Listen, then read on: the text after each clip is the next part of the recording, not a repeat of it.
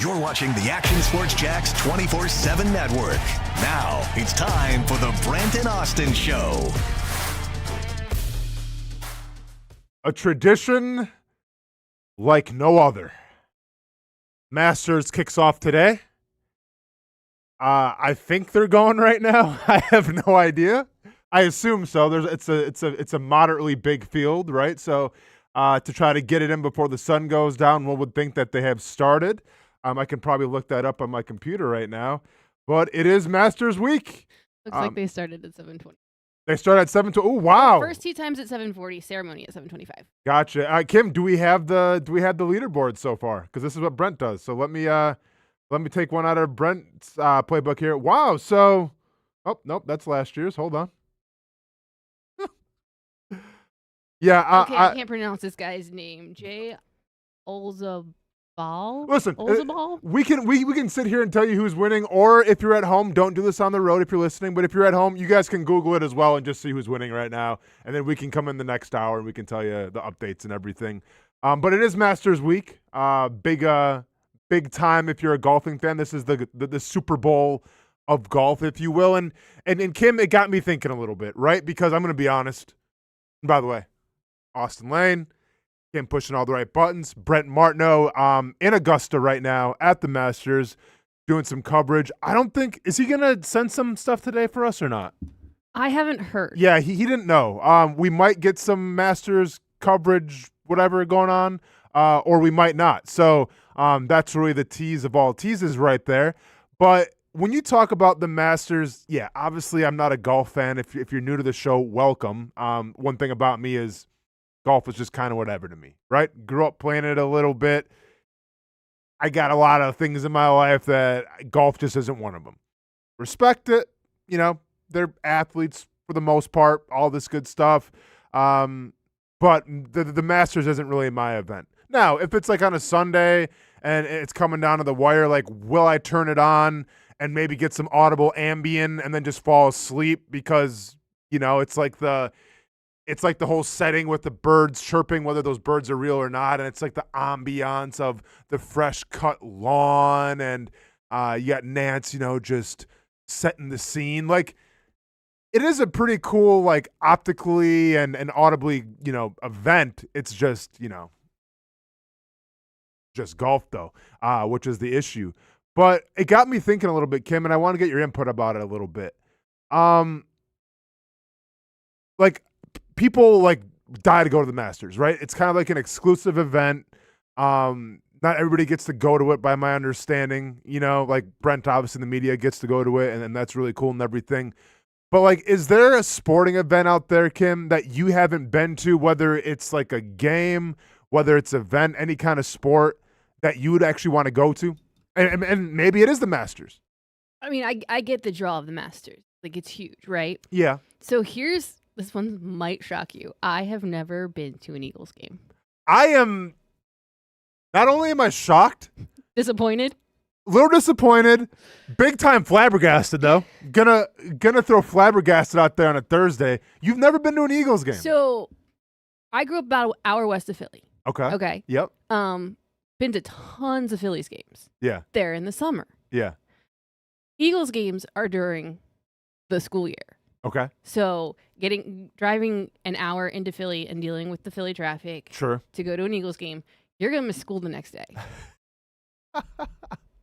Or taking the train, and even that, you're there late. You're not going to school. I went to a Jags game, and I was hurting coming to work the next day. Okay. Gotcha.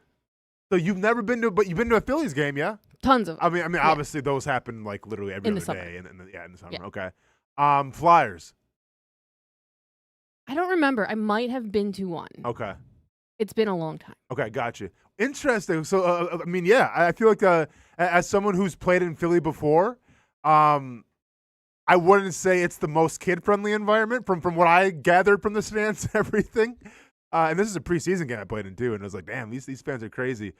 But I get that. I think it would be like a regular season or a playoff game, a decent I bet it'd be a great atmosphere. Because like Philly is one of those cities, and I feel like whether it's the Eagles or the Phillies or even the Flyers, which I watched the Flyers game a couple days ago because the Wings were playing them and the Wings choked, obviously, because they always do. But you guys are hardcore when it comes to your sports, man. Like, you guys are not afraid to let yourselves be known. And I feel like if you're part of that group, it's cool, right? It's like us versus the world. If you're not part of that group, you're kind of hated on a little bit. Yeah. And I feel like New York fans get this. I feel like Philly fans get this. Patriot fans definitely get this. I'm surprised, like, being a big city and pretty passionate fans, I'm surprised Chicago fans don't get more of this, but maybe, the lack of success might have something to do with it too in terms of how annoying they are. But I definitely feel like Philly would be one of the places that you want to see a sports game, pending that you're not wearing the opposing team's jersey. Right. Yeah. Now, I took my husband to a Phillies game, and he was wearing a St. Louis Cardinals shirt. Okay. I was the one who got booed. Because it was your responsibility. Right. Yeah, because like this happened on your watch. Right. Yeah, I remember my mom never went to a Philly game to watch me play, but she went to a couple New York games, whether it was the Giants or the Jets. And like I was always a little worried with her like in the stands because like she's the most chill like person ever when it comes to like watching games and everything. Like, hey, go Auss! That's like I could have a 5-sack day. Go Auss! That's all I'm getting. And you know what? That's all I need. But like I was always worried about her, like if she went to, like I said, she never went to Philly, but going to New York, I was always kind of worried about her in the stands because she would go by herself, right? And I was just like, all right, Mom, like you don't have to wear all these like the teal stuff, just wear something more casual, maybe a black shirt or a white shirt. Don't give away, what you're rocking. But obviously she'd always wear the A-Lane jersey. So, but thankfully never got anything too bad. I would be worried though because she didn't go to Oakland back when it was the Oakland Raiders. Oakland was a pretty crazy place to play as well. And this is back, when they play like in the baseball stadium or whatever. Like those fans, and I don't even know if it was just a fact of the smoking in the air that you could smell, and I'm not talking about cigars. I don't know if it was a fact of the team was kind of mediocre, it seemed like the past decade, or the fact that they're getting ready to leave pretty soon. But like that fan base was wild, weird, and aggressive. We'll just say. Haven't been to Oakland, yeah. No, I haven't been to a Raiders game yet. I assume that probably carried over a little bit to Las Vegas, but probably not to the same extent as Oakland Raiders fans had. Like, I feel like, because I've been to Vegas many times, I haven't been to a game, but I've been to Vegas, I've seen the fans. I feel like they're probably a little more chill than what you had in Oakland. Like, Oakland was like, it was a dump of a stadium. Half of it is dirt, but like I appreciated it because like the fans were so passionate. And then you go to Las Vegas where it's like the state of the art, Death Star of a stadium and everything, and you got DJs, on their turntables in the stadium, and like it's crazy how you go from the dump that was Oakland, and I say it with all due respect, like it was a dump, but yeah, it had the charm. And then you go to Las Vegas where it's just like this giant Roomba with all the amenities and all the cool things about it. Don't they have like an Oakland militia or something like that back in the day, like a couple? Well, it was called the Black Hole by my understanding. Yes, yeah. And everyone's wearing like the shoulder pads and painting their faces and everything. Yeah, and once again, like I don't even know if that was just like a fan thing, if that was like an initiation thing where like, hey, this is almost like a like a club. Let's just call it. I'm not sure what went into going to the Black Hole, man, but yeah, the Black Hole was definitely wild because once again, like there was no rhyme or reason. You would see a guy with shoulder pads and spikes and his hair or his face painted, then all of a sudden here's a giant gorilla out of nowhere, like in a giant gorilla costume with the Raiders jersey on, with like a Marshawn Lynch jersey. Why? I have no idea, but that's what they did. If you're asking me about what sport that I would want to attend, and feel free to say it in the chats. I mean, I know a lot of you have probably been to Jaguars games, but is there another sport or another stadium that you guys want to check out? Maybe it is Philly. YB400, do the Cowboys Stadium have a club in it? They sure as hell do. And on my first start back in 2010, the opening of Jerry World and AT&T, I'll never forget my first start. I'm running out of the tunnel to booze and everything. And like instead of being like super locked in to my game plan, I think at that time it was Marion Barber was the running back. We had to shut down Marion Barber. Dude was a beast back in the day. Shout out to Minnesota. I believe that was his alma mater and everything. But instead of like focusing on Marion Barber, I was focusing on, they had like go-go dancers like on top of like the ceiling. Like they had like from the ceiling, like in the corners, they had like cages. Like it was Austin Powers 2 or something. And they had go-go dancers that were just dancing in the cages. And it was the first time I ever come across it, obviously. That sounds like more of a Vegas thing. That's definitely a Vegas thing. Or it's a, it's a Jerry Jones type of thing. But I remember being so distracted with that, man. Like that, and obviously the screen too was just ungodly, ridiculously big. And of course, one of my first thoughts then running out of the tunnel was, once again, wasn't stop Marion Barber, who at the time I think it was John Kitna was the quarterback. It was, man, I wonder if I took I think it was at the time of PlayStation 4. If I took my PlayStation 4 and I hooked it up to like this Jumbotron, I wonder if we could make that work. Like, these are things that are going through the head of a professional athlete making his first start. Go-go dancers and video games. Maybe that's why I only lasted in the league for like 4 years, but who knows? If you're asking me what events that I would want to attend, I've obviously been to a lot of football games. In terms of stadiums, I mean, I think I've pretty much been to all of them. Trying to think real quick. I haven't been to Arizona, but like I'm all set, with Arizona. Like, what about other sports? Is there another sport? Oh yeah, okay, I got you. So we talking about other sports. I mean, I still want to go to a Wings game in Detroit because that's my team, obviously. But if you're talking about like events that I want to go and be a part of, there's two that really stick out to me when I ask this question. I want to go to where, I think it's in Ireland or it might be in England, the World Dart Championships. Not because, and I'm a fan of playing darts, not necessarily a fan of watching darts, but I am a fan of the ambiance. Like, you want to talk about the ambiance of the Masters, and it's prestigious and the food's still cheap and everything, and you can get a pimento cheese sandwich or an egg salad sandwich for like $2, and you can't have your cell phone because they don't want you recording stuff for whatever reason. Like, it's one of the last true things in terms of like, I feel like staying true to itself. And we got Jason Kelsey, which we'll talk about in a second. But like when you watch like the World Dart Championships, it's a party, Kim. It's like a blue collar Coachella. Like everyone's faded, everyone is pounding beers, everyone is cheering, and it's the sport of darts, which makes you think like, okay, it's not necessarily like the most viewer friendly sport. Better than pickleball, way better than pickleball, but not necessarily like the most viewing friendly sport, but the audience, the ambiance, and the crowd makes it what it is. So I urge anybody, if you've never seen like the World Dart Championships, check it out, man, because the crowd absolutely goes crazy. They're drinking, they're partying, they're having a great time. I'm all for that. The other event that I want to go to, and this is more of just like things that I've heard and maybe the movies that I've watched as a kid, a la like Green Street Hooligans. Have you ever seen that one back in the day with Elijah Wood? Kim, you ever see it? No. It's like a soccer hooligan movie. Now, I'm not sure if that's really what happens at soccer games or what happened at soccer games, but still an entertaining movie nonetheless. But I grew up with a movie called Green Street Hooligans, and it got me infatuated with like, English Premier League soccer or just soccer, not here, but like over the pond, right? Whether it's in Italy, whether it's in Germany, whether it's in France, but like that type of soccer. You want to have a Euro trip. I want to have a Euro trip, and I want to go to a very high profile, if you're asking me, an English Premier League match. Hopefully featuring Manchester City, because that's my team. I'm a Man City guy simply because, and listen, I'm not like a soccer diehard, but they have a guy named Erling Haaland, one of the best soccer players in the world.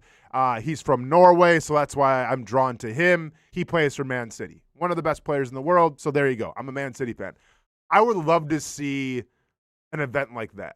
Just because, like, once again, like, you watch it on TV and it seems crazy, but, like, by my understanding, everyone's at the pubs, early in the morning, then everyone kind of walks in together and everything. Like, that's a pretty cool scene, right? And I understand, like, we take football seriously in this country, when I say American football, obviously, but, like, if you go to different countries in terms of soccer, whether it's like the World Cup, whether it's English Premier League, like this is fact. They've stopped wars over the World Cup before.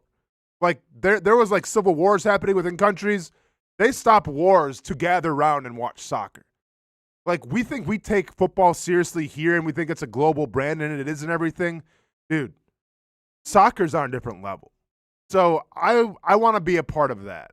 Whether it's English Premier League, whether it's a World Cup game, which taking place in the States, so maybe I should go to one of those. I want to go to that, and I just want to be engulfed in that types of like atmosphere, that crowd, and that fandom. Those are the two that really stick out to me. I like this bull riding here. Logan Rivers or bull riding. See, here's the problem. I've been to way too many bull riding events. I have two. Murray State, I mean, I've said this before on the show. Murray State has like a rodeo team. Like that you can get like a scholarship for. So like when I was in college, I went to a couple like Murray State rodeos. And like, and it wasn't like at the time it was Ohio Valley Conference, right? But it wasn't even like an Ohio Valley Conference thing because not every university is going to have a rodeo team. So I forget like what the schools that were represented in our conference were. But yeah, like, there'd be like 4 or 5 schools at the rodeo and they would have, like they had like horse, like Mustang, whatever, keep them out of whatever you call it. Lassoing? Yep, right, there you go. Yep, yeah. lassoing, there you go. And then they had the one with like the calf roping. The mutton busting, is it? Maybe it's mutton busting. They had the one where you got to jump off the sheep. horse and then try to wrestle a bull to the ground, which I haven't seen that one. dude, so this was wild. Like you want to think bull riding is crazy. Don't get it twisted. But and I don't know what maybe calf steering. I don't know, whatever. But there's like they're not giant bulls, but they're still bulls nonetheless, I believe. And then you got to like jump off your horse. You got to put the calf or whatever, the bull, like in a chokehold, like in they call it like a bulldog choke. And then you got to try to wrestle it to the ground. Now, it looks like the necks of the cows would be taking a beating. Obviously, it's not that big of a deal if it's still a thing, because I feel like PETA would have been all over that. But that's a thing too, Kim. And I've seen that way too many times. But, yeah, if you've never seen it, if you have a chance to go to a bull riding event, definitely go to a bull riding event because it's something. Kim, you ever been to that? I have. I lived in Reno. We had the Reno Rodeo every year. There you go. Yeah. There you go. So yeah, so that's those are the events that I would want to go to if and the Masters is kind of whatever. I just want to take part and have the food at the Masters more than anything. Like I'm all set with the golf. I would much rather go to the Phoenix Open and throw a couple back and get with like the locals there and just go partying than I would at the Masters where I got to tuck my shirt in and put my cell phone away. Like 2026. Don't tell me what to do. Why before night? Can we make a sport by walking through Moncrief that night?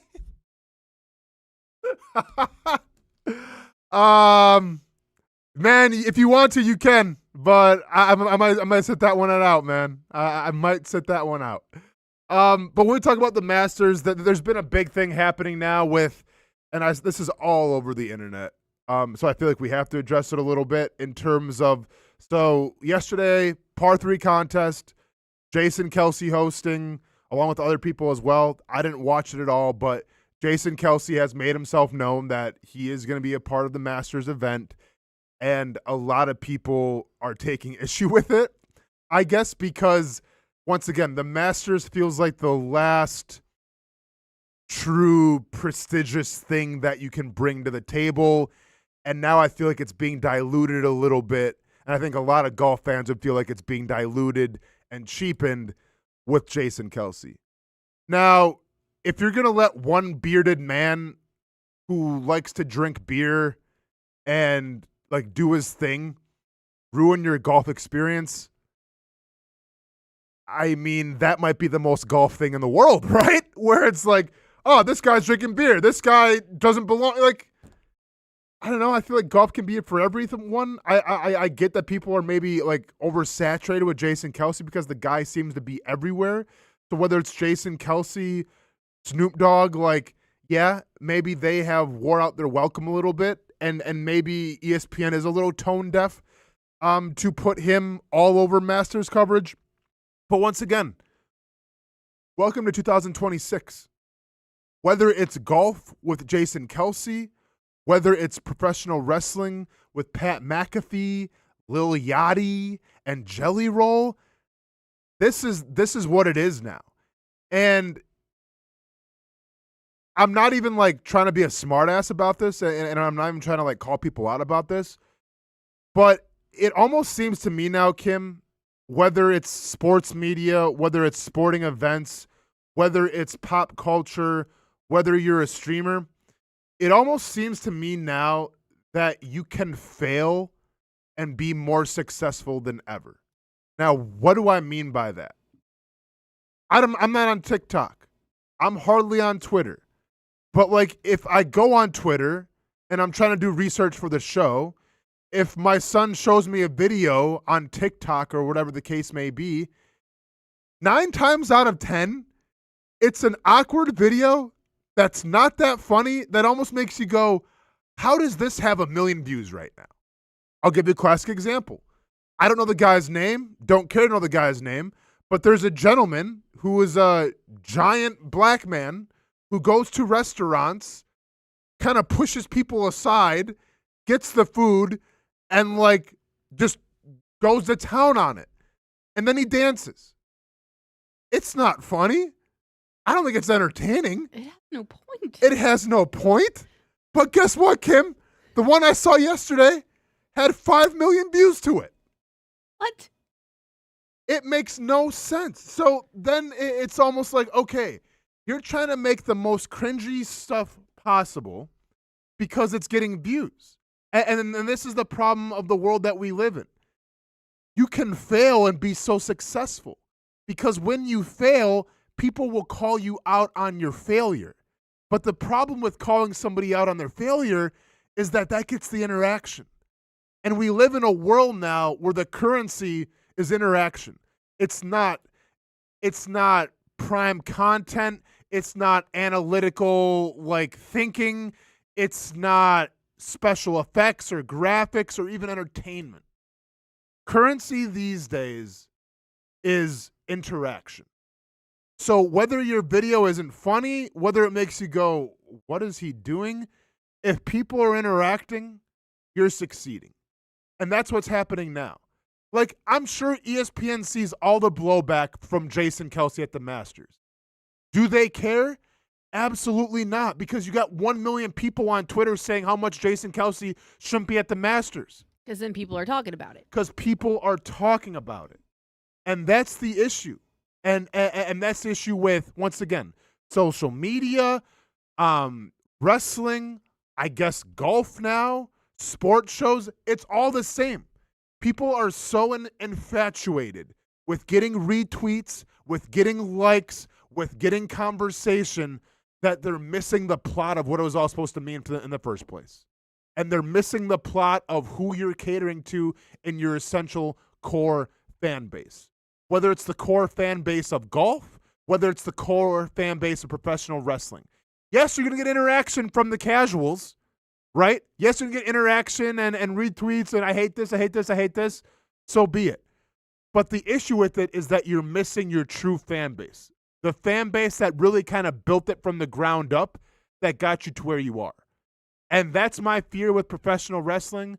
That could be people's fear with golf. And listen, I get trying to grow the sport of golf, right? Because once again, they don't have me. They don't have my son, right? Like there's a group of people like the casuals that I feel like are just kind of like, I'd rather watch basketball. Yeah, I'd rather watch football, right? Like, and I understand where we live in Jacksonville, and this is why Brent's there. I'm covering it. Like, golf is big here, right? But it's a section. Like it's I don't want to say it's niche, but like not everybody that listens to our show, I'm sure, is diehard into golf, right? Just like that everybody listens to our show is diehard into wrestling. So I feel like it's a subsection. So I get like trying to narrow that subsection and make it for everybody. I just feel like you're not really reading the room though when you're bringing in guys like Jason Kelce to do that. Right? Now, maybe it turns out well and maybe it goes off without a hitch and maybe it's a big thing. But if I'm willing to place money on it, I feel like the blowback will be bigger than ever when this whole thing is said and done. But I feel like ESPN doesn't care, Kim. And Kim, I mean, like, you have a young one, right? So you're not on like the social media stuff yet, like with them. Not really. But no. but do you feel like it's kind of shifted now towards like, yeah, it doesn't matter if we're good at our jobs or not. It doesn't matter if we're entertaining as long as we're getting the views, as long as we're getting the retweets. It seems like it. Yeah. Yeah. Yeah, and honestly, and I think every sport's going this direction, and I actually have some thoughts too about why Jacksonville might be like one of the best spots right now to be an NFL player.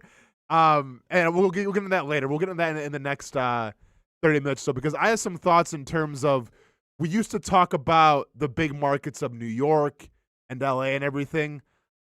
I think we're going to see a complete 180. And I think the prime markets, especially of like quote unquote staying out of trouble and not being distracted, are going to take place in small markets. And I'll break that argument down later. But to really just kind of put a bow on this and really wrap this up here a little bit, I don't see it slowing down. Like we were treated to Bert Kreischer, for the opening night of baseball. We're treated to Jason Kelsey at the Masters. I'm sure Snoop Dogg will do his opening night for football. Like it's just the way that it is. And once again, if you're a professional wrestling fan, you know exactly what I'm talking about. If you're a golfing fan, you know exactly what I'm talking about. I mean, who didn't love Snoop Dogg at the Olympics? I'm all set, Kim. Yeah. I'm so all set with Snoop Dogg. Like, once again, and hey, man, get your money, right? Like, I'm not hating on Snoop Dogg whatsoever. If they're paying you, if there's a demand, go get your money. But, like, do I need to see Snoop Dogg every other hour on Olympics coverage, talking to athletes, roller skating? Why?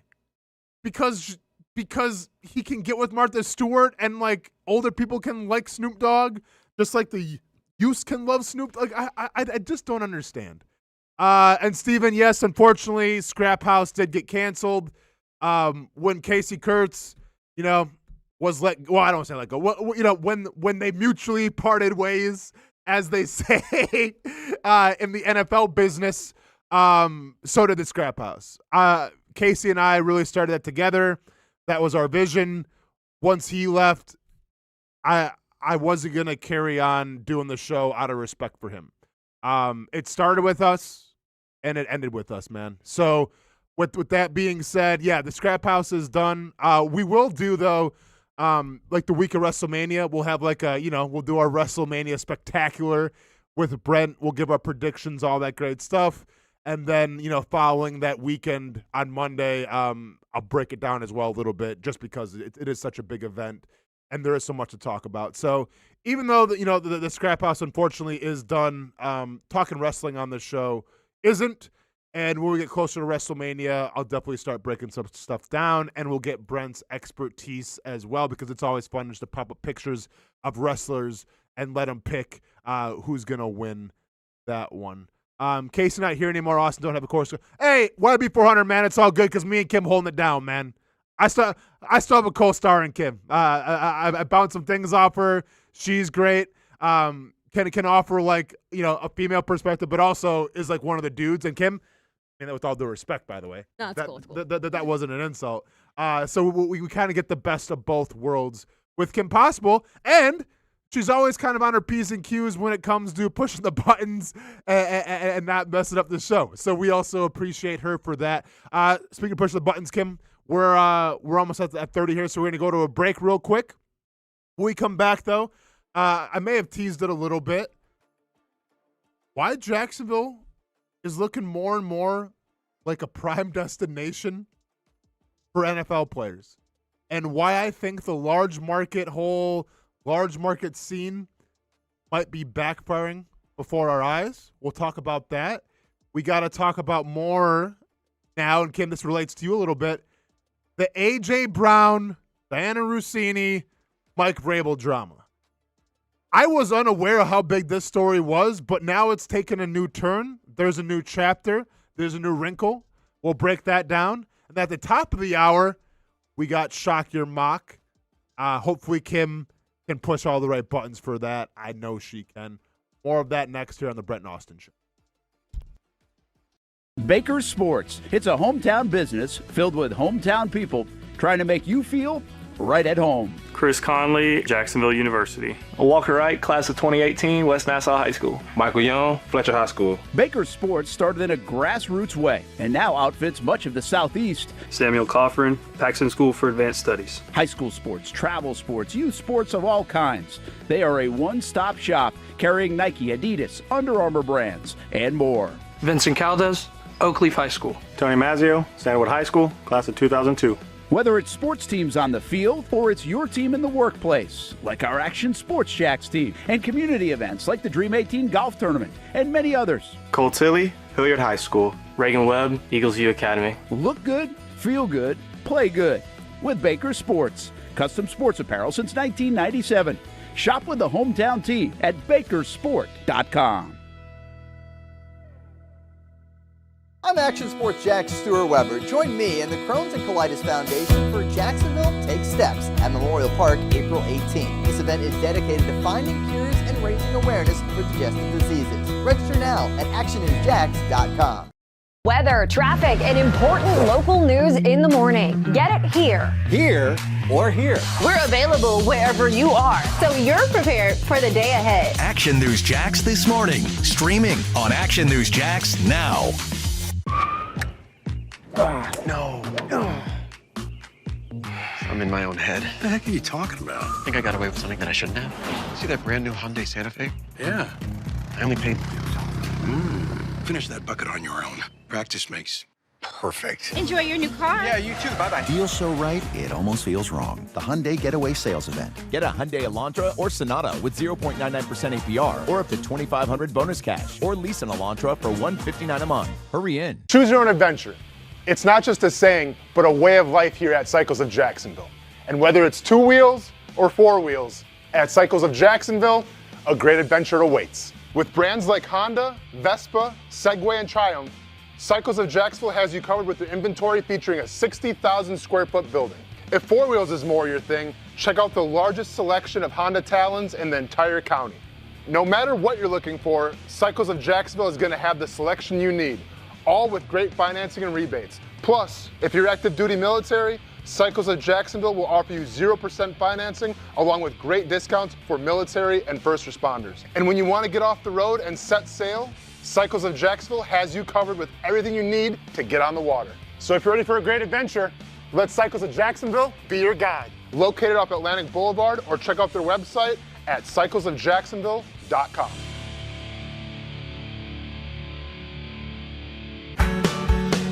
People helping people. It's at the core of what Alive Credit Union is all about, and it's been that way for over 70 years. From the start in 1954 to today, the mission remains to inspire financial wellness and give you a financially fit lifestyle. Alive Credit Union and its employees are committed to not only serving their valued members, but also our community here in Northeast Florida. I had a chance to see that commitment firsthand as Alive partnered with our Action Sports Jacks 24/7 team to bring you Armada men's and women's soccer broadcasts. Inside the 18, it is a shot, and it's a goal! Chloe Chivers! And that connection to the community continues with Alive Credit Union's support of the Police Athletic League of Jacksonville. Alive Credit Union's commitment to our community also involves serving the financial needs of all first responders through the recent merger partnership with City and Police Federal Credit Union. Join the community and become a member of Alive Credit Union today. Find out the many ways you can be inspired in financial wellness at alivecu.coop.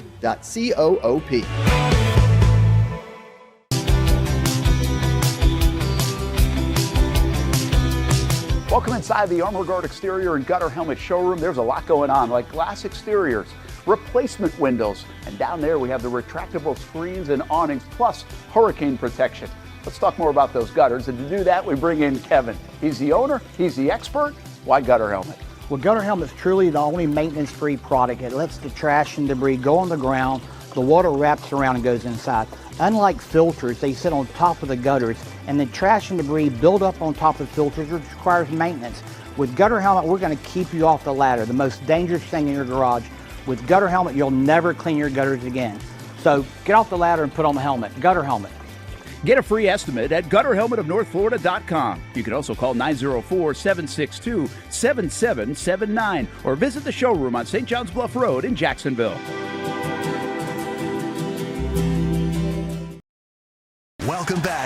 Brent and Austin Show, streaming on the Action Sports Jax 24/7 network.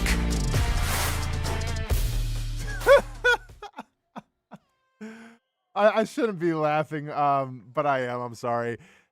Calvin Russell III tears his Achilles during spring practice. You hate to see it, serious injury and everything like that, right?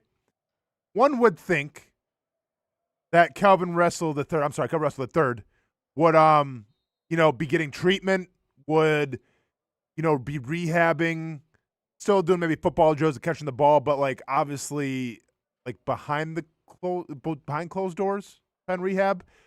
But for whatever reason, the coach at Syracuse said, nah, you're part of this team.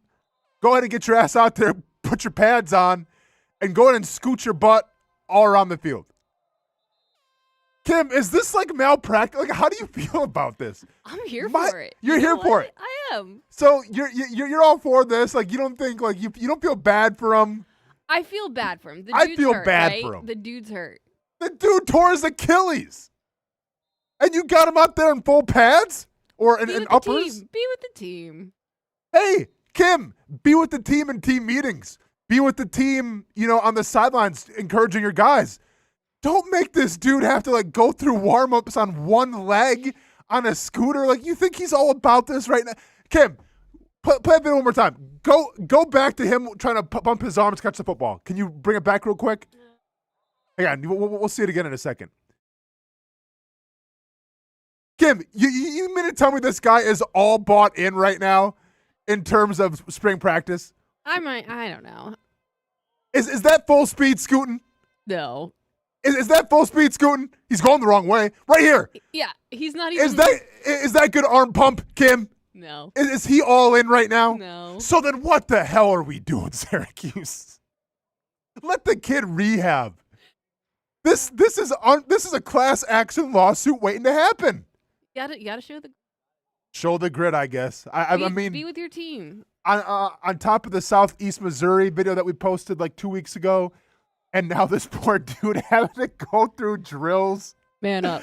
On one Achilles. Man, Kim, did you hear that? Old school football is coming back. What we said, NIL, players are getting soft, no real two-a-days anymore, right? You're not even wearing full pads, back-to-back days. And now we're ushering in a new era of just all right, hey, we're doing full tackle drills at SEMO. Oh, you tore your Achilles. Tough luck. Get your ass out there on one leg and do some drills. At least they gave him the cart, though.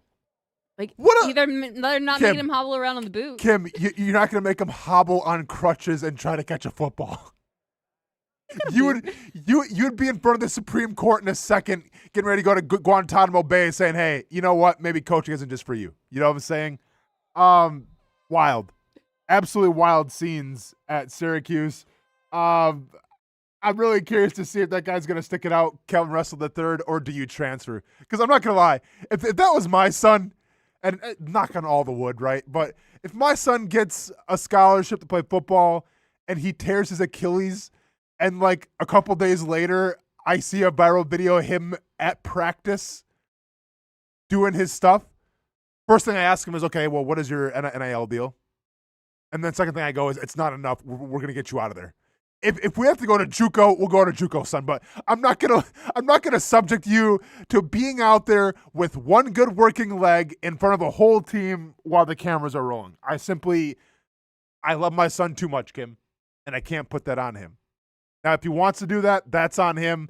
But I will urge him to be like, hey, man, maybe Syracuse just isn't for you. Welcome back to the Brent and Austin Show.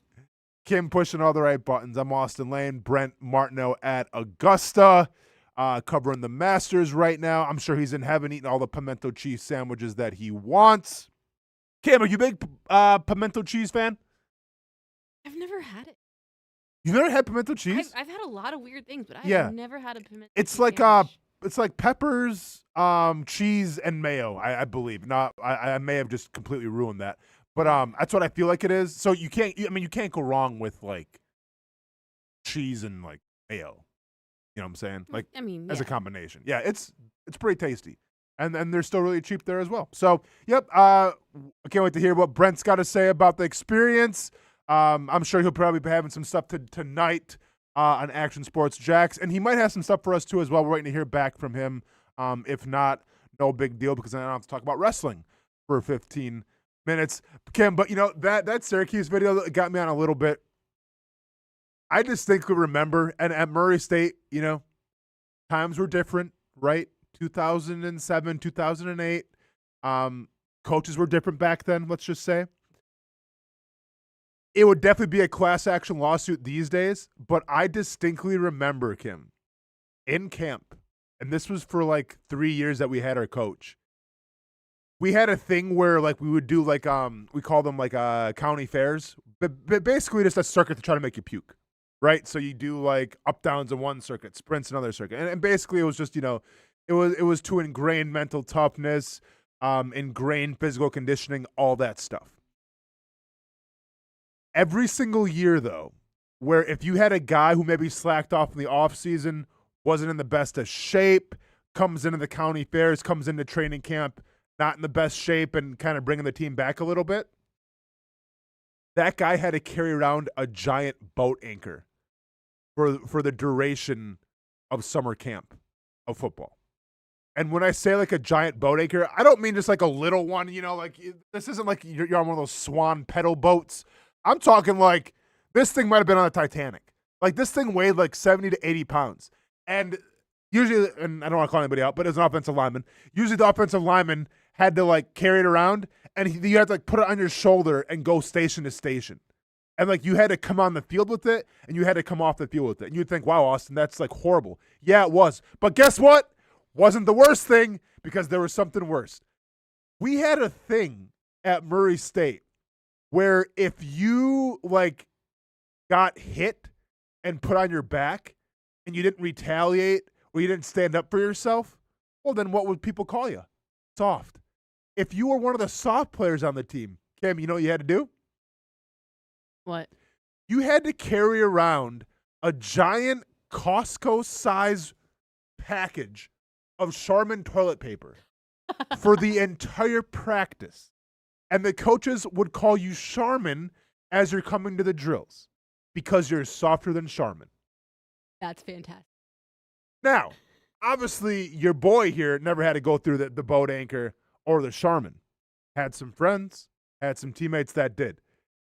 I feel like if you saw that nowadays, especially the boat anchor, Kim, I feel like that would be grilled on social media. Like, keep in mind, I'm in like one of the last eras that Twitter wasn't really a thing yet. Like, the olds were on Facebook. Instagram wasn't a thing yet. So you had no rhyme or reason to post anything. I feel like if a university is bringing a boat anchor and Charmin toilet paper at practice to have players carry around, that's going viral. 100%. Without a doubt, right? Yeah. Insane. That's another thing that, social media's ruined. Torture people like that anymore, I guess. Can't torture people anymore. Yeah. And you know what? Because everyone pulls out their phone and starts recording. Without a doubt. But at the same time, you can still tear your Achilles in Syracuse and go on the scooter. And you know what? And like, I understand there's some old heads out there. There's some old school players that are like, players now are so soft. No real two-a-days. No Oklahoma drills. What happened to the game that I love? All this stuff. And meanwhile, they probably have like a fused neck and a fused back because, two-a-days and Oklahoma drills kind of take the wear and tear on your body a little bit. I have no ill will towards what players are these days in terms of one practice a day, whether it's, a padded practice every other day. Like, am I jealous because they get it? Sure. But I'm also happy for them. Like, I remember what my body felt like going through real two-a-days, and I'm trying to pop aspirin like Tic Tacs because I have headaches and everything. It wasn't fun. Like, was it a rite of passage? Sure. Did it justify the money that I was making? Probably. Did I make a habit of taking care of myself more than everybody else so I can, be a UFC fighter today and not really have a lot of, I feel like, mental or physical issues? Sure. Like, I put that upon myself, right? And I'm lucky, knock on wood, that I haven't had a lot of after effects of fighting or football. Because there's been a lot of guys that I've seen, former teammates and former training partners alike in fighting, that I have seen had the after effects. But I'm not hating on the new generations whatsoever. Like, I think safety and health in such a violent game's got to come first. And I understand that, yes, it's a lot of money and you get what you sign up for, but if you can minimize, the injuries, if you can minimize the trauma, the head trauma, if you can minimize, a player's shortened career or shortened life, then I'm all for it. And I think the NFL's all for it too, to an extent. Now, when you talk about 18 games, you talk about playing in Australia on a Wednesday night, and you talk about having to play a game every single week, then I start to question, well, do you have the player's health and the player's best interest in mind? But you're off to a great start in terms of toning down the practices and holding head coaches accountable. I am all for that.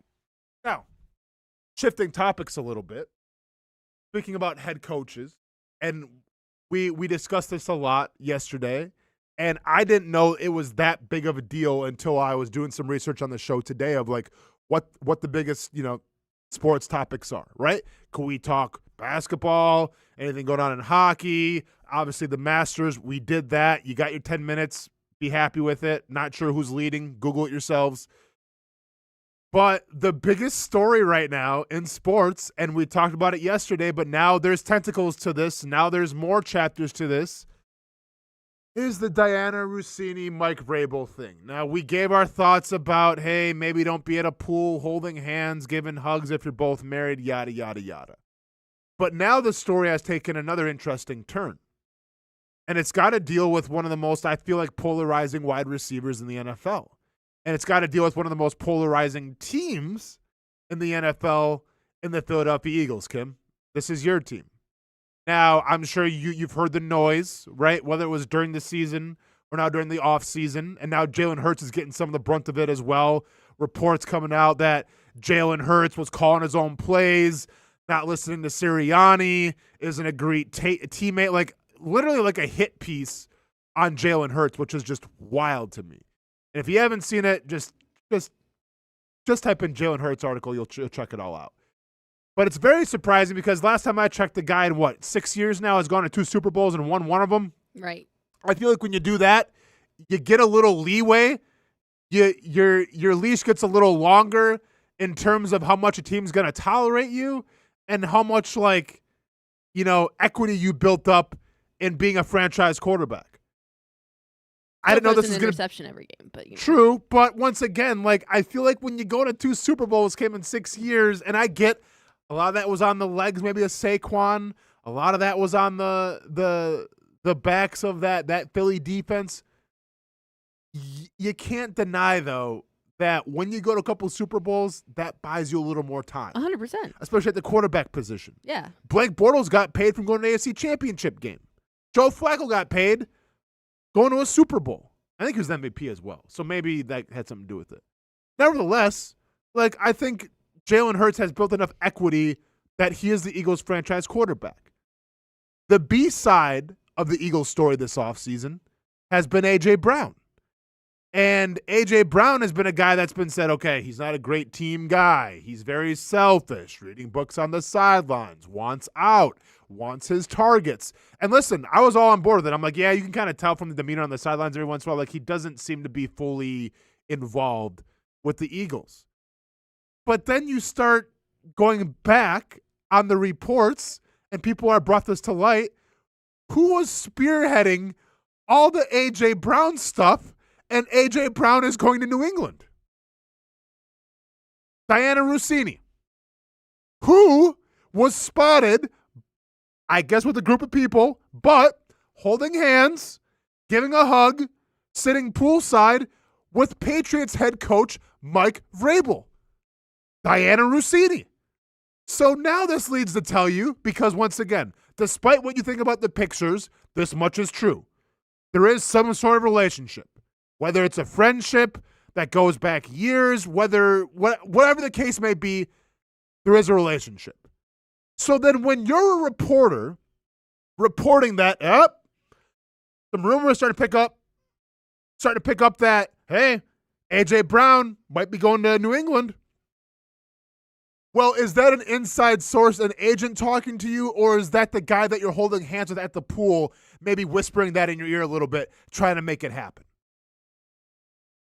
I'll let you all be the judge with that. But we make such a habit, and I do this all the time, you know, like whether it's Yardline Yoda, right, who like the whole Cooper Cup thing, and I still love him. You know, sometimes he's in the DMs, we go back and forth. He's a solid dude. I got no issues with him. I crack jokes sometimes. Whether it's who was the other dude with the dog? Now I can't think of whatever the case may be. Whether it's like these Twitter insiders that for whatever reason they get the scoops. Whether it's Dilla, like people had a problem with Dilla breaking stuff. People had a problem with Yardline Yoda breaking stuff. How is that an issue? But Diana Rossini saying A.J. Brown's been rumored to go to New England when she's hanging out with Mike Vrabel poolside isn't an issue.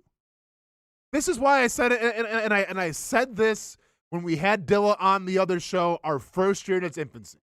And I've always stayed true to this. Sure, I'll crack jokes every once in a while about maybe sometimes they get stuff wrong. And Dilla doesn't really get it wrong. Sometimes, you know, Yoda gets it wrong. But, like, once again, it's all out of love. But I've always told this, and I said this with Dilla. I am a fan of the people that come from the underground. And I am a fan. And by the way, Ricky is the guy I was thinking of. Ricky, for a while, Pretty Ricky, was dropping so many bombs in terms of things that actually happened, in terms of Jaguars or things like that. I am such a fan of those people because they buck the system. They buck a system that I feel like is cemented in, well, hey, I heard this, so if you tell me this, I'll tell you this. If you tell me this, if you hang out with me, I'll tell you. Like, it's corruption, my man. Like, it is so corruption. And Diana Rossini, once again, I don't know her personally. I've never met Mike Vrabel. But one would say them at the pool together and then trying to connect the A.J. Brown rumors to New England is probably not appropriate. So how is that okay to be Diana Rossini, who works for The Athletic, and we're supposed to respect her takes and her, like, rumors, but then we're the first ones to go on Twitter and say, Pretty Ricky, haha, like, you were wrong. Dilla, you were wrong. Like, doesn't work like that. Like, you can't have it both ways. If there's corruption happening at the top with people covering The Athletic, then you know what? Let the underground rise as far as I'm concerned. Now, I'm sure there are still respectable sources out there. You know, like I think Adam Schefter, people would say, I mean, he's a solid dude. I don't know. I've never met the guy either. Ian Rappaport, we used to go back and forth on Twitter. Then he got really big. Now he doesn't acknowledge me anymore. It's all good, man. I get it, right? You become big. It is what it is. But I guess a part of me still wants to hope that there is some integrity and there is some, like, hardworking journalism going on and not just who you know or who you're hanging out with. But once again, I'm also a realist. So I don't care if it's Diana Rossini, Adam Schefter, Ian Rappaport, Pretty Ricky, Yardline Yoda, Dilla. To me, you're all doing your thing, man. And if you got some news to share it. But I will always support the underground more than I will support the people that are in the highest of positions, because God knows what it took to get there. And I always respect somebody who isn't asking for clout, who isn't asking for followers, who just wants to put out leaks every once in a while because they want to cause some chaos. I'm an agent of chaos, Kim. I love it. If you listen to the show the past couple of years, I've dropped every once in a while. I'll drop a tidbit of some things that I've heard, whether it's the Cole Van Lannon signing, whether it's them going after Jacoby Myers. I've done it a couple times. Now, I don't need clout. I don't need to go out there and say, well, rumors are speculating that. No, because I don't care about it.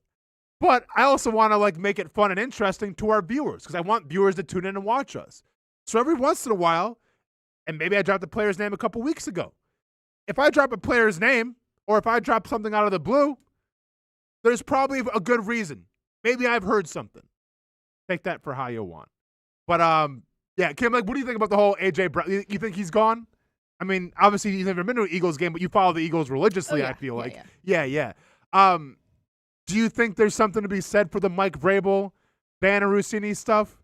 that was drummed up, or do you think A.J. Brown is really gone out of Philly? It's hard to say. Like, the dude wants to be gone. Yeah. Philly fans, I feel like, are just kind of fed up with him. Mm-hmm. And I get it. Like, it's one thing if you're winning, right? Yeah. Like, if you're winning football games, you'll tolerate the extracurricular stuff. Yeah. Right? Like, okay, that's just him. It is what it is. When you start losing or when you start underachieving, then it's like, oh, okay. The extracurricular stuff is amplified. Throw the ball to me. I always catch it. But then in our playoff game, you dropped every single pass that was sent to you. Every single pass. That was a rough one. Yeah. But so do you think he's gone or do you think he's staying? What do I want is different from what I think. Okay. They keep saying that he's staying, right? Yeah. But if you throw enough money. Of course. I mean, you throw enough resources, capital, draft picks, whatever. Like, he'll be gone just like anybody else is. Now it's what do you believe, though? Like, I thought for sure he was a shoo-in for New England just because it made a lot of sense. People were reporting it. But now I'm looking at it saying, okay, well, is he really going to New England, or did the head coach of the New England Patriots try to speak that into existence?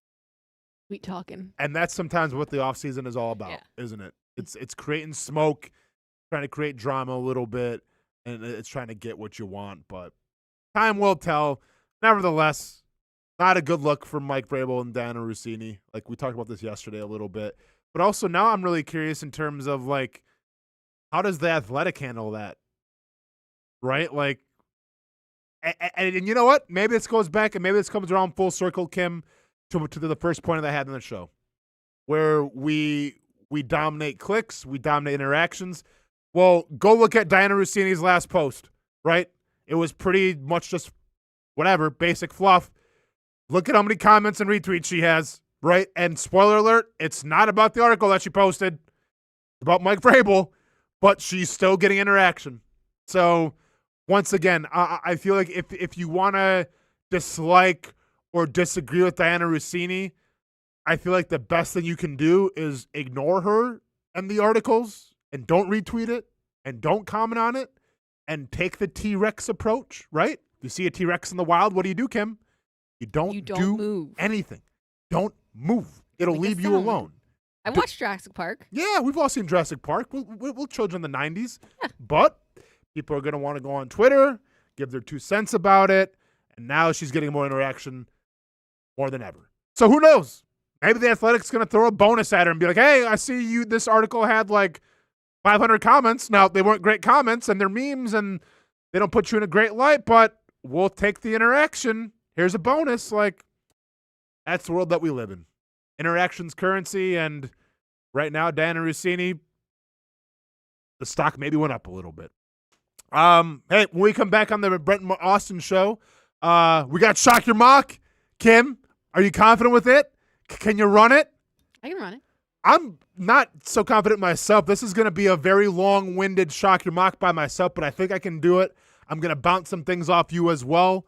We'll get it done. We'll get through it. 2 interesting mocks today. We got crazy names. We have familiar faces and some new faces as well. We'll get into that next here on the show. Hey, Kim, is this the stadium or a seat from Mad Max?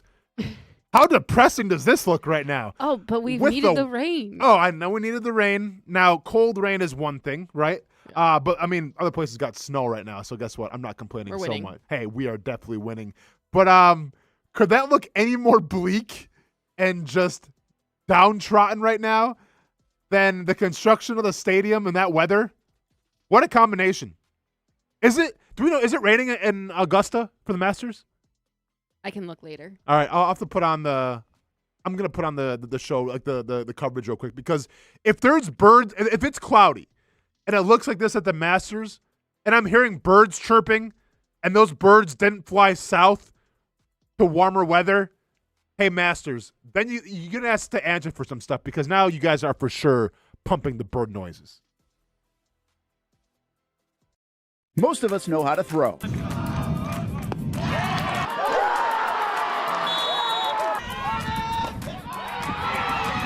But you need to know what to throw. I'm not talking about footballs, baseballs, softballs. We're talking about those items you need to recycle. Republic Services explains it easy. Recycling simplified. 1. Know what to throw. When in doubt, throw it out. 2. Empty, clean, and dry those materials.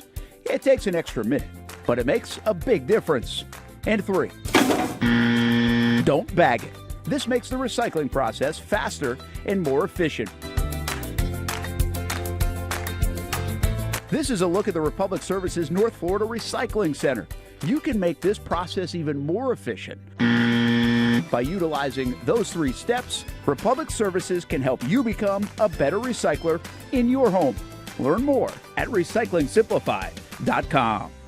In this video, I'm going to show you how to easily access Action News Jax Now using your Roku device. First, launch Roku. Next, use the menu list to scroll down to the search feature. Then, use the remote to enter Action News Jax into the search bar, and then click Action News Jax thumbnail. Once you see this screen, go ahead and select Add App. Wait a few seconds for it to install. Once it finishes installing, press the star button on your remote and click on Move App or Move App to the top. Finally, select the app back on your home screen to open it. Now you can watch all the great content on Action News Jax Now.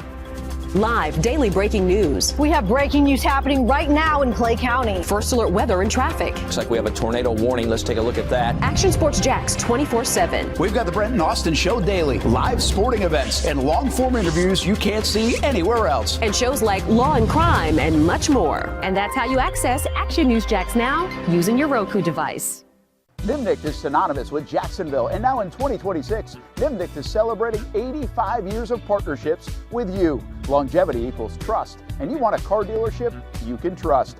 Thousands of vehicles sold, generations of families, all part of the Nimnicht family of dealerships. My family has been part of the Nimnicht family for almost 20 of those 85 years, and I've told you about all the different vehicles that we've purchased. But it's not about the cars and the trucks. It's about the service and also the Nimnicht relationships that expand all around the community. Congratulations to Jordan Matthews, our committed to the uncommitted player of the year. Nobody but Nimnicht. They are there for you and your causes, your car buying experience, and they are there for you 24 hours a day at NimnichtBuickGMC.com. Experience professional grade with big inventory and even bigger savings. And Jacksonville's only Car Bravo certified dealership. Nobody but Nimnicht for 85 years. This milestone belongs to you, Jacksonville. Year 2 is in the books for the Jacksonville Armada women's under-23 squad, taking another step forward in the Women's Premier Soccer League. Under the guidance of head coach David Goff, the girls in blue went undefeated at home for a second straight season, including a dramatic draw in the opener. And they've left it to the death. Unbelievable stuff. And a late winner to end the season at home. Headed on. Here's a chance. Gianna Ramirez brings it down, still alive, takes a shot, and into the back of the net. After fielding a younger roster in 2025 with talent from all across Northeast Florida, the future is bright for the Armada women's team. We highlight the ladies and all things Jacksonville Armada each week on Fleet and Footy on the Action Sports Jax 24/7 network. I'll put one in the back of the net for you. Join us for player profiles, fun interviews, and the very latest on the Fleet and all things footy. That's every Thursday at 2 p.m.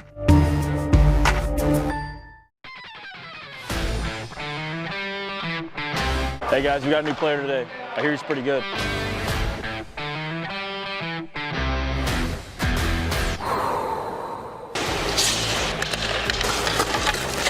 Heard this guy played in the NFL. I think he's an MMA fighter. I've actually been on his show, the Brent and Austen show. Football and fighting, that's the easy part. Let's see if I still have it on the ice.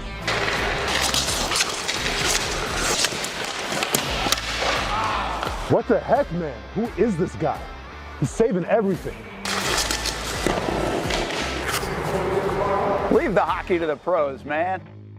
It's hockey season. Come on out and see the Icemen play. Get your tickets at JacksonvilleIcemen.com.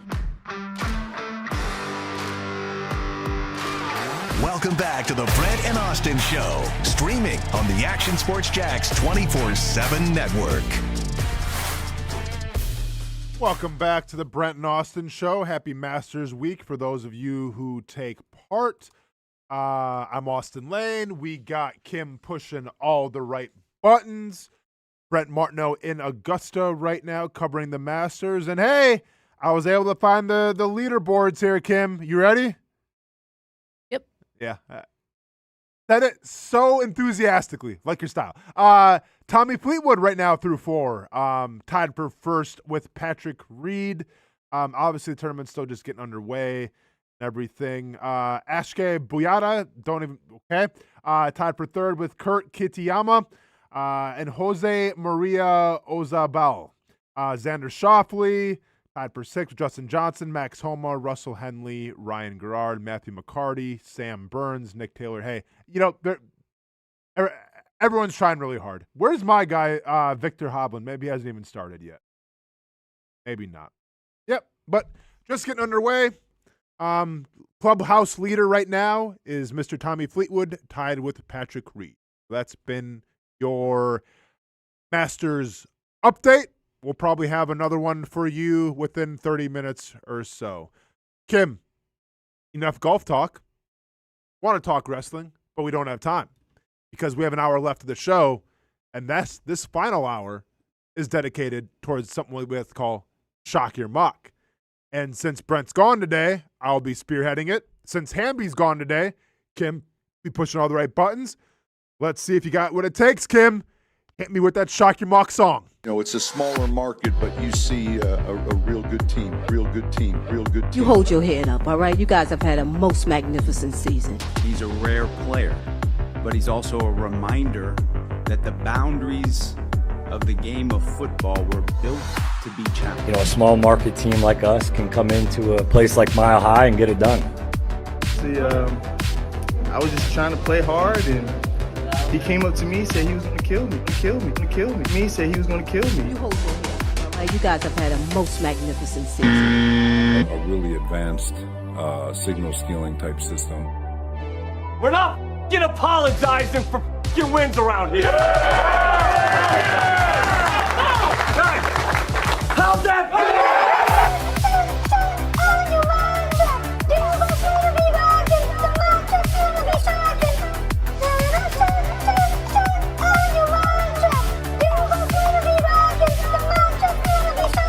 Yeah, I want tough-ass guys, honestly, that love playing football. He said he was going to kill me.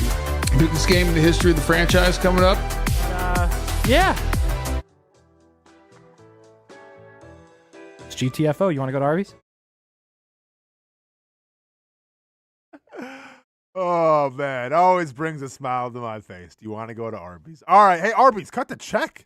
We're in need of a sponsor. Arby's, where you at? We want all the meats and all the cash. All right, Kim, do we have the mock drafts ready for today? Boom! Ask and you shall receive in record time. So we got Josiah Caswell, taking on Thomas Shortledge. I believe both friends of the show. I've seen interactions with them before. Since Josiah is on the top, we will start with him. So there are some trades that took part here. I think I have the trades that actually happened. Don't worry, Kim, this isn't your thing. This is what I got to do here to look up what Hamby sent me. 1 second, please.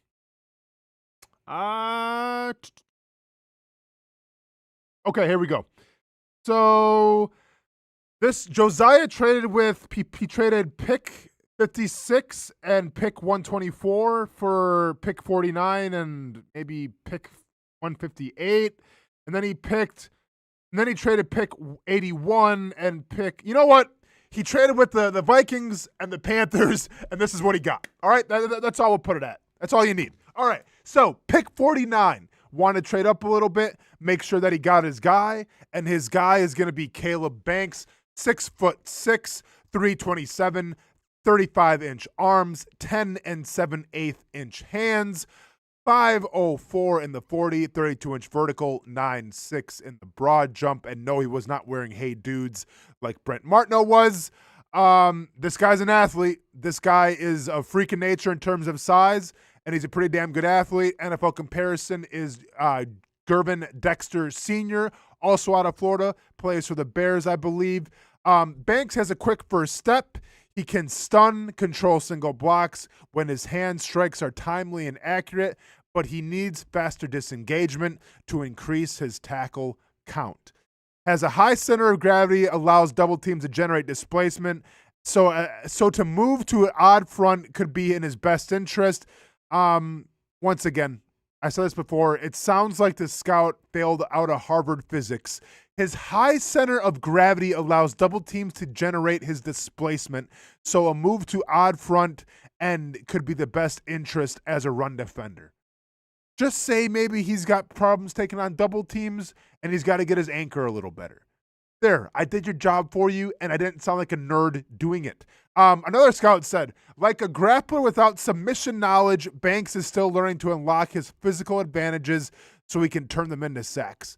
Don't need a grappler to have submissions. Some of the best grapplers in the world aren't the best submission artists. Give me ground and pound with his almost 11-inch hands, and we'll call it a day.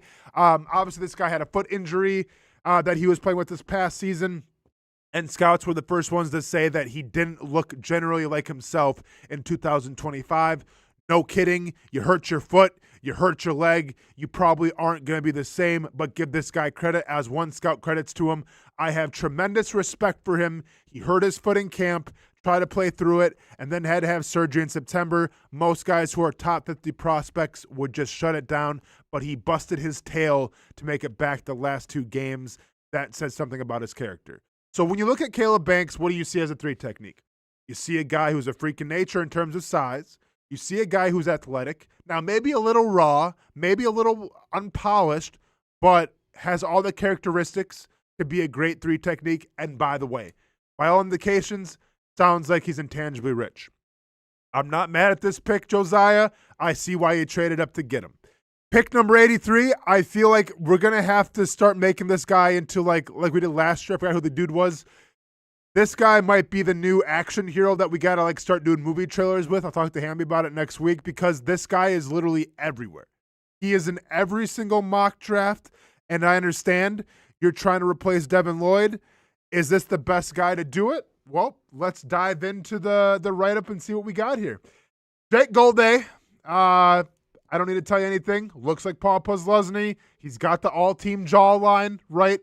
First-team all-team jawline. Second in production. 7th in athleticism. So when we use our handy-dandy calculators, what do we get? 2nd overall in terms of middle linebackers. 40-yard dash was a 4.62. Had a 39-inch vertical. 10.5 on the broad jump. 7.02 in the 3-cone. And 4.34 in the 20-yard dash. Chose not to bench press, said, I look like Paul Posluszny, but I'm not going to bench press like Paul Posluszny. Because if this was Paul Posluszny, he would have benched at one hand if he had to, but he was going to bench at the combine, you better believe it. Actually, real quick, little sidetrack. Cam, just bear with me for 1 second. Now I'm curious if Paul Posluszny did bench at the combine. Because God would think that he did, but let's go in for a closer look. I know we're off the rails a little bit, but now I'm just curious. I'm thinking out loud. If Brent Martineau can take 25 minutes to do a broad jump during my Shock Your Mock, I can take 2 minutes to see if Paul Posluszny broad jumped during the combine. And lo and behold, do I speak it into existence?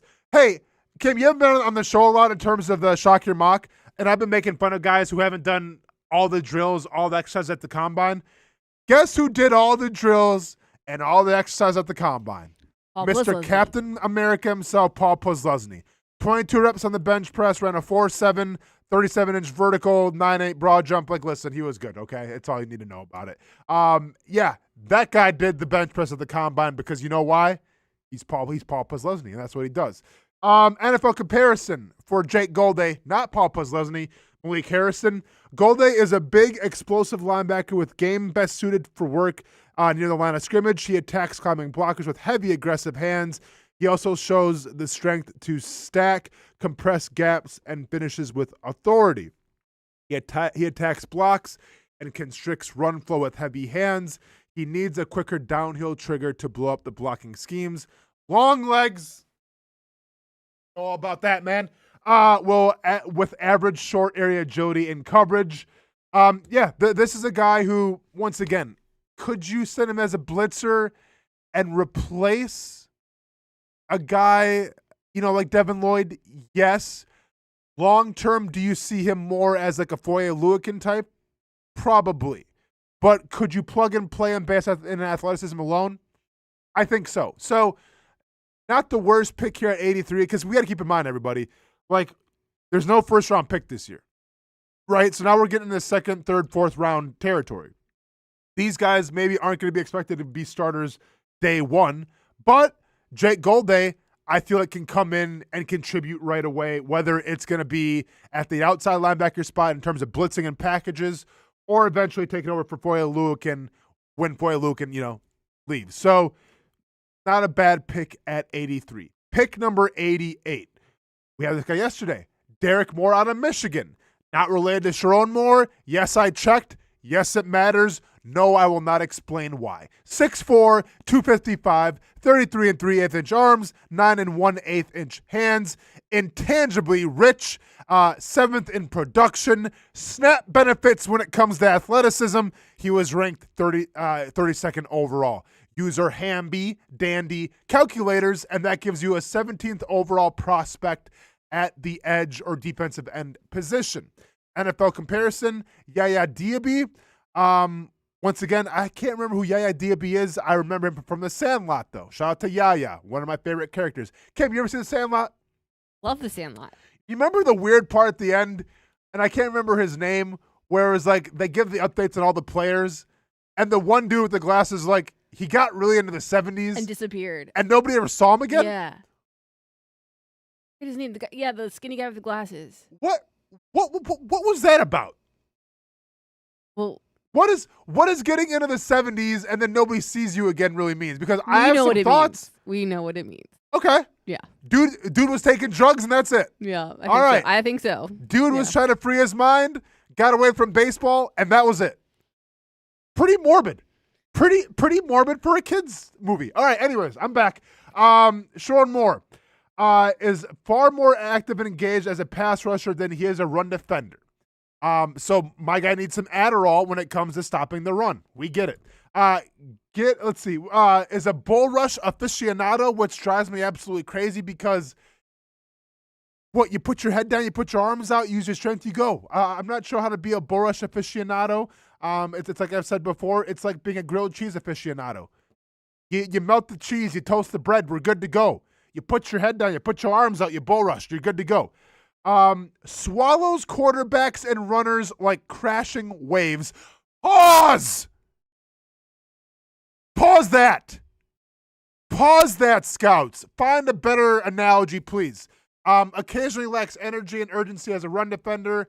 One scout says, I like that he knows what he does well as a pass rusher and capitalizes it, and that's on bull rushing. I'm not going to lie, I haven't seen a lot of film on this guy. I need to see this guy's bull rush. Because the way people talk about it, it's like J.J. Watt reincarnated. Yep, so that's I almost said Sharon Moore. That's Derek Moore, no relation to Sharon Moore. Next pick, we are going to Dallin Bentley. Seen a little bit of this guy as well. Tight end out of Utah, 6'4", 253, 33 1/8 inch arms, 9 1/4 inch hands, third ranked tight end in advanced metrics. Then a 4'6", 35 inch vertical, and had a 9'10" on the broad jump. 4.42 in the shuttle, 24 reps on the bench press. For all those drills that he did, he said, you know what? Not going to do the three-cone drill. Dude's got something to hide. No idea what it is. In 2022, went to Snow College and was second-team JC All-American at Snow College, where he had 8 receptions for 114 yards and 2 touchdowns in 8 games. Kim, here comes the trivia portion of the show. Do you know where Snow College is? No idea. Take a guess. Alaska. Not a bad guess. Kind of towards out that way. Utah. Kim, second question. Care to take a guess what Snow College's mascot is? Utah? It's in Utah. Mm-hmm. And I'll give you a hint. There is one other school that is D1 that has this mascot. I was not aware that this mascot existed at another school. Snow College. Think winter, think wilderness. And I guarantee. Polar bear? I'm sorry? Polar bear? Not a bad guess. Not sure many polar bears in Utah. I have no idea. Badgers. Badgers. The Badgers. Just when you think Wisconsin had something odd to itself, Snow College in Utah had to come along and say, nah, we'll take that name as well. Is a badger a winter animal? Oh, Like a yeah. snow animal? Well, actually, good call. Maybe they're hibernating in the winter, huh? Yeah. We'll have to look that up. Well, you have to look it up. All right. But, getting back to Dahl and Bentley, though, above average focus to bring passes in, allows closing defenders to eat off his plate when contested. Call him the Paul Bunyan of tight ends because he can be lumbering in terms of his route running. Not sure how this guy was ranked third in terms of advanced metrics, but this is your third ranked tight end. And the Jaguars got him at pick 100. So pick it for how you want. Pick 158. Go against. Because we're going to Cincinnati, and we're going to Dante Corleone, or as we're going to call him, Don Corleone. I've never been so interested in my life to look up somebody's combine profile picture and see what they look like because, Kim, I had preconceived notions. Much like the Mike Vrabel, Diana Rossini's picture, I had preconceived notions of what this guy was going to look like. And you know what? Not what I was expecting, but we're all good. I don't think he's Italian, but he's definitely a boss. And guess what? Goes by the nickname The Godfather because guess what? They call him Don Corleone at Cincinnati. With that being said, don't need to see the combine numbers. Spoiler alert, there are none. Don't need to see the write-up. There's not much. James Gladstone, draft the Don immediately. Mike Kim, off the get-go. There's Don Corleone, right? Not what you're expecting, but it's what you needed. Get this guy in a Jaguars jersey immediately. Scouts say, oh, by the way, 6 feet and a half, 340, 31 7/8 inch arms, 9.5 inch hands. Not going to make fun of the hands. Don't want to get whacked. Frame is compact, girthy, and broad, which, okay, I'm not sure that's a compliment or an insult. Once again, don't want to get whacked. Booming club strikes help knocks blockers off balance.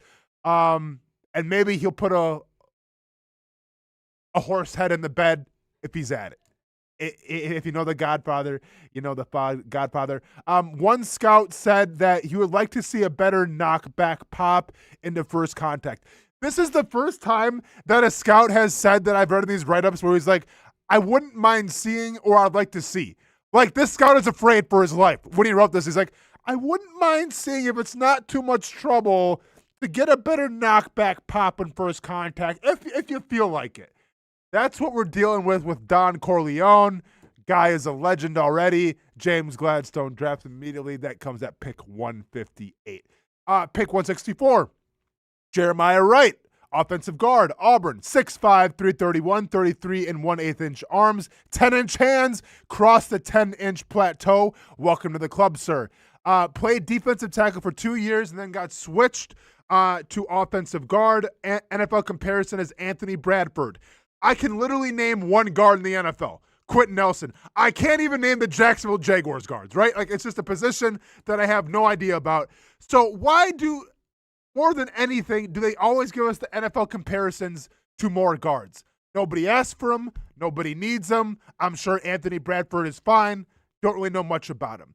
Wright is a ground and pound right guard with excellent power at the point of attack. He has the size and power to go head-to-head with NFL gappers and power concepts, playing with a nasty finish demeanor. I mean, so far, so good. Not sure why this guy was taken at 164.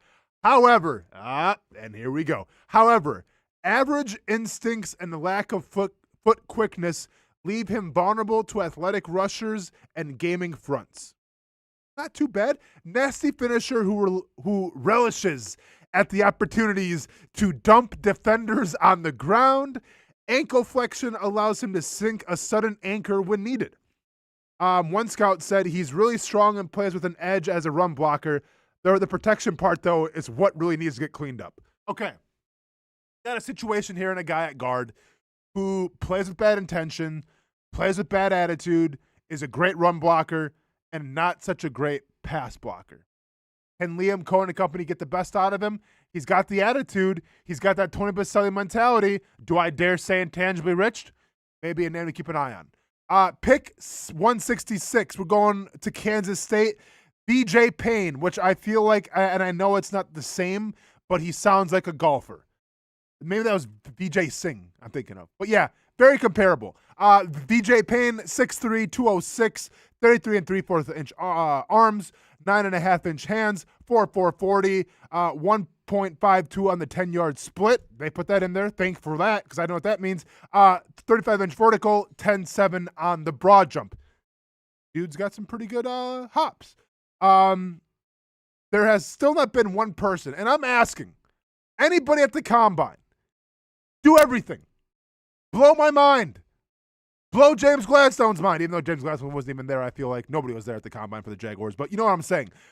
His coverage tape pops more than his run support tackling. He will do his job as a run defender, but he lacks an enforcer's conviction on tackling. One scout said, and I don't know if this is a word, irritant? Kim, irritant? You know what irritant means? Yeah, like a sand in your eye? Okay. So apparently when it comes to using his length and his swats, he's going to put sand in your eyes. Much like the Karate Kid, right? Was that the Karate Kid? Yeah, Karate Kid, sand in your eyes. Boom. Oh, no, that wasn't Karate Kid. That was, nope. It's coming to me. It was one of the Karate Kids, wasn't it? It might have been Karate Kid, but I'm thinking of something else. I'm thinking of Jean-Claude Van Damme, not the Deadliest Game. He plays Norm Duke or some guy named Duke. Bloodsport, got it. Bloodsport, where the big Korean Asian dude throws the sand in his eyes and tries to get a cheap shot. That's what our guy VJ Payne is doing when it comes to using his well-timed swats and knockdown length to knock away the catches. Guy is like a gnat, I guess, in the Florida humidity. He's just there. It sucks to have him there, but it's a guy that you want on your team. Real quick, we'll wrap it up here, Kim, for the first time, or the first session here. Jim Roldler out of Michigan, linebacker, 6'2", 238, 30.5 inch arms, 9 3/4 inch hands, 36 inch vertical, 9.11 on the broad jump, 7, just straight 7 on the 3-corn drill, and 4.26 on the shuttle. Oh, did he do everything? No, he did not, because he chose not to bench press. NFL comparison is Henry Toto.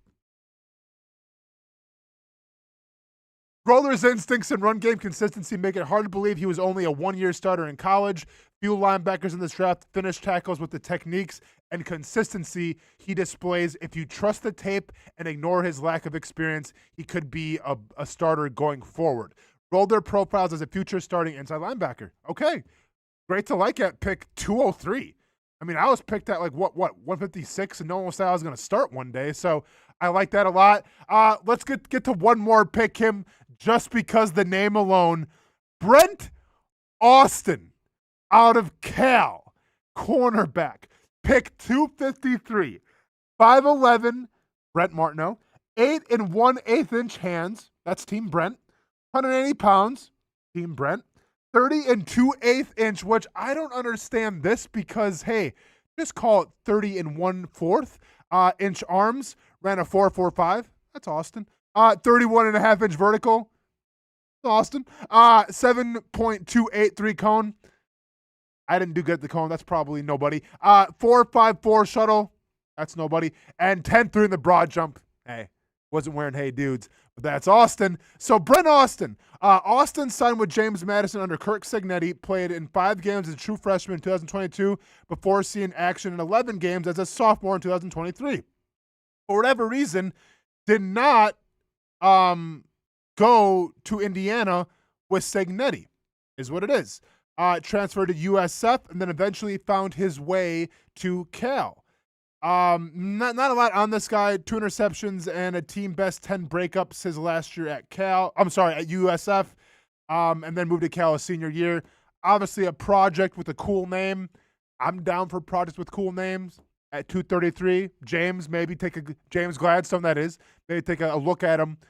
Very cool name, though. Brent Austen or Austin Brent. It is what it is. If he doesn't sound like a cool name with two co-hosts, he sounds like a country singer because he's got two first names, and every country singer these days has two first names. So with that being said, let's go to break here, Kim, and let's be ushered out by a song by Brent Austen. I broke my truck back down on that dirt road, and she left me with my dog. That's a Brent Austen song, everybody, just like every country song is these days. All right, when we come back, we'll break down the second part of Shock Your Mock, and as Brent Martineau would say, we'll put a bow on the show. Nimnicht is synonymous with Jacksonville, and now in 2026, Nimnicht is celebrating 85 years of partnerships with you. Longevity equals trust, and you want a car dealership you can trust. Thousands of vehicles sold, generations of families, all part of the Nimnicht family of dealerships. My family has been part of the Nimnicht family for almost 20 of those 85 years, and I've told you about all the different vehicles that we've purchased. But it's not about the cars and the trucks. It's about the service and also the Nimnicht relationships that expand all around the community. Congratulations to Jordan Matthews, our committed to the uncommitted player of the year. Nobody but Nimnicht. They are there for you and your causes, your car buying experience, and they are there for you 24 hours a day at NimnichtBuickGMC.com. Experience professional grade with big inventory and even bigger savings. And Jacksonville's only Car Bravo certified dealership. Nobody but Nimnicht for 85 years. This milestone belongs to you, Jacksonville.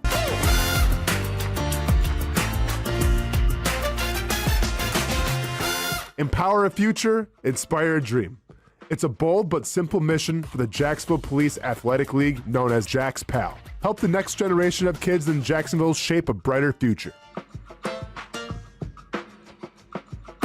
Their after-school programs, teenage leadership programs. There's community outreach. This has been just an awesome opportunity to be out here with my colleagues and do something good for the community. It's really been an interesting opportunity to just see everybody work together in a way that we don't normally in the office. And there's sports.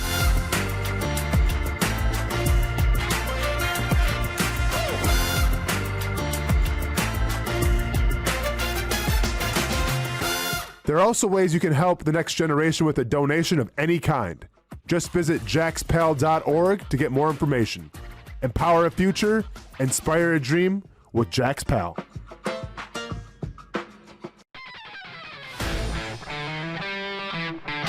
Hey guys, we got a new player today. I hear he's pretty good.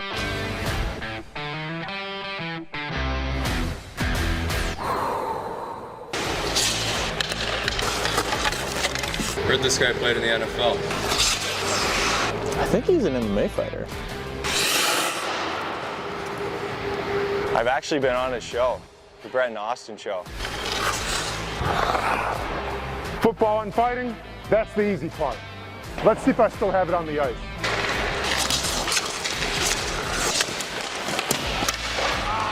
What the heck, man? Who is this guy? He's saving everything. Leave the hockey to the pros, man. It's hockey season. Come on out and see the Icemen play. Get your tickets at JacksonvilleIcemen.com. We've been telling you about the Action Sports Jax 24/7 network for over a year now. How to find it, what to see. Simply put, it's TV online. Local sports content all day, every day. Just like this. Did you always want to make history? Like, think that big, or just say, hey, I want to play in the NFL? I always say I wanted to play in the NFL. That's it. Back to our left side. Takes a shot. And into the back of the net. Oh, what a pass. Oh, my goodness. What a pass. Say he doesn't make a tackle, you still feel like his presence is felt in every single play. I did have a sense that they wanted to be bold, that they wanted to make a splash.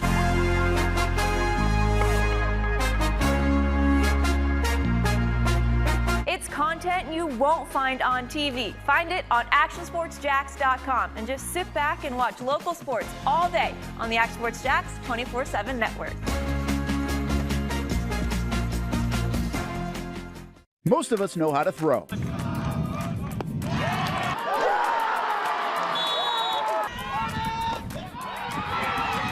but you need to know what to throw. I'm not talking about footballs, baseballs, softballs. We're talking about those items you need to recycle. Republic Services explains it easy. Recycling simplified. 1. Know what to throw. When in doubt, throw it out. 2. Empty, clean, and dry those materials. It takes an extra minute, but it makes a big difference. And 3. Don't bag it. This makes the recycling process faster and more efficient.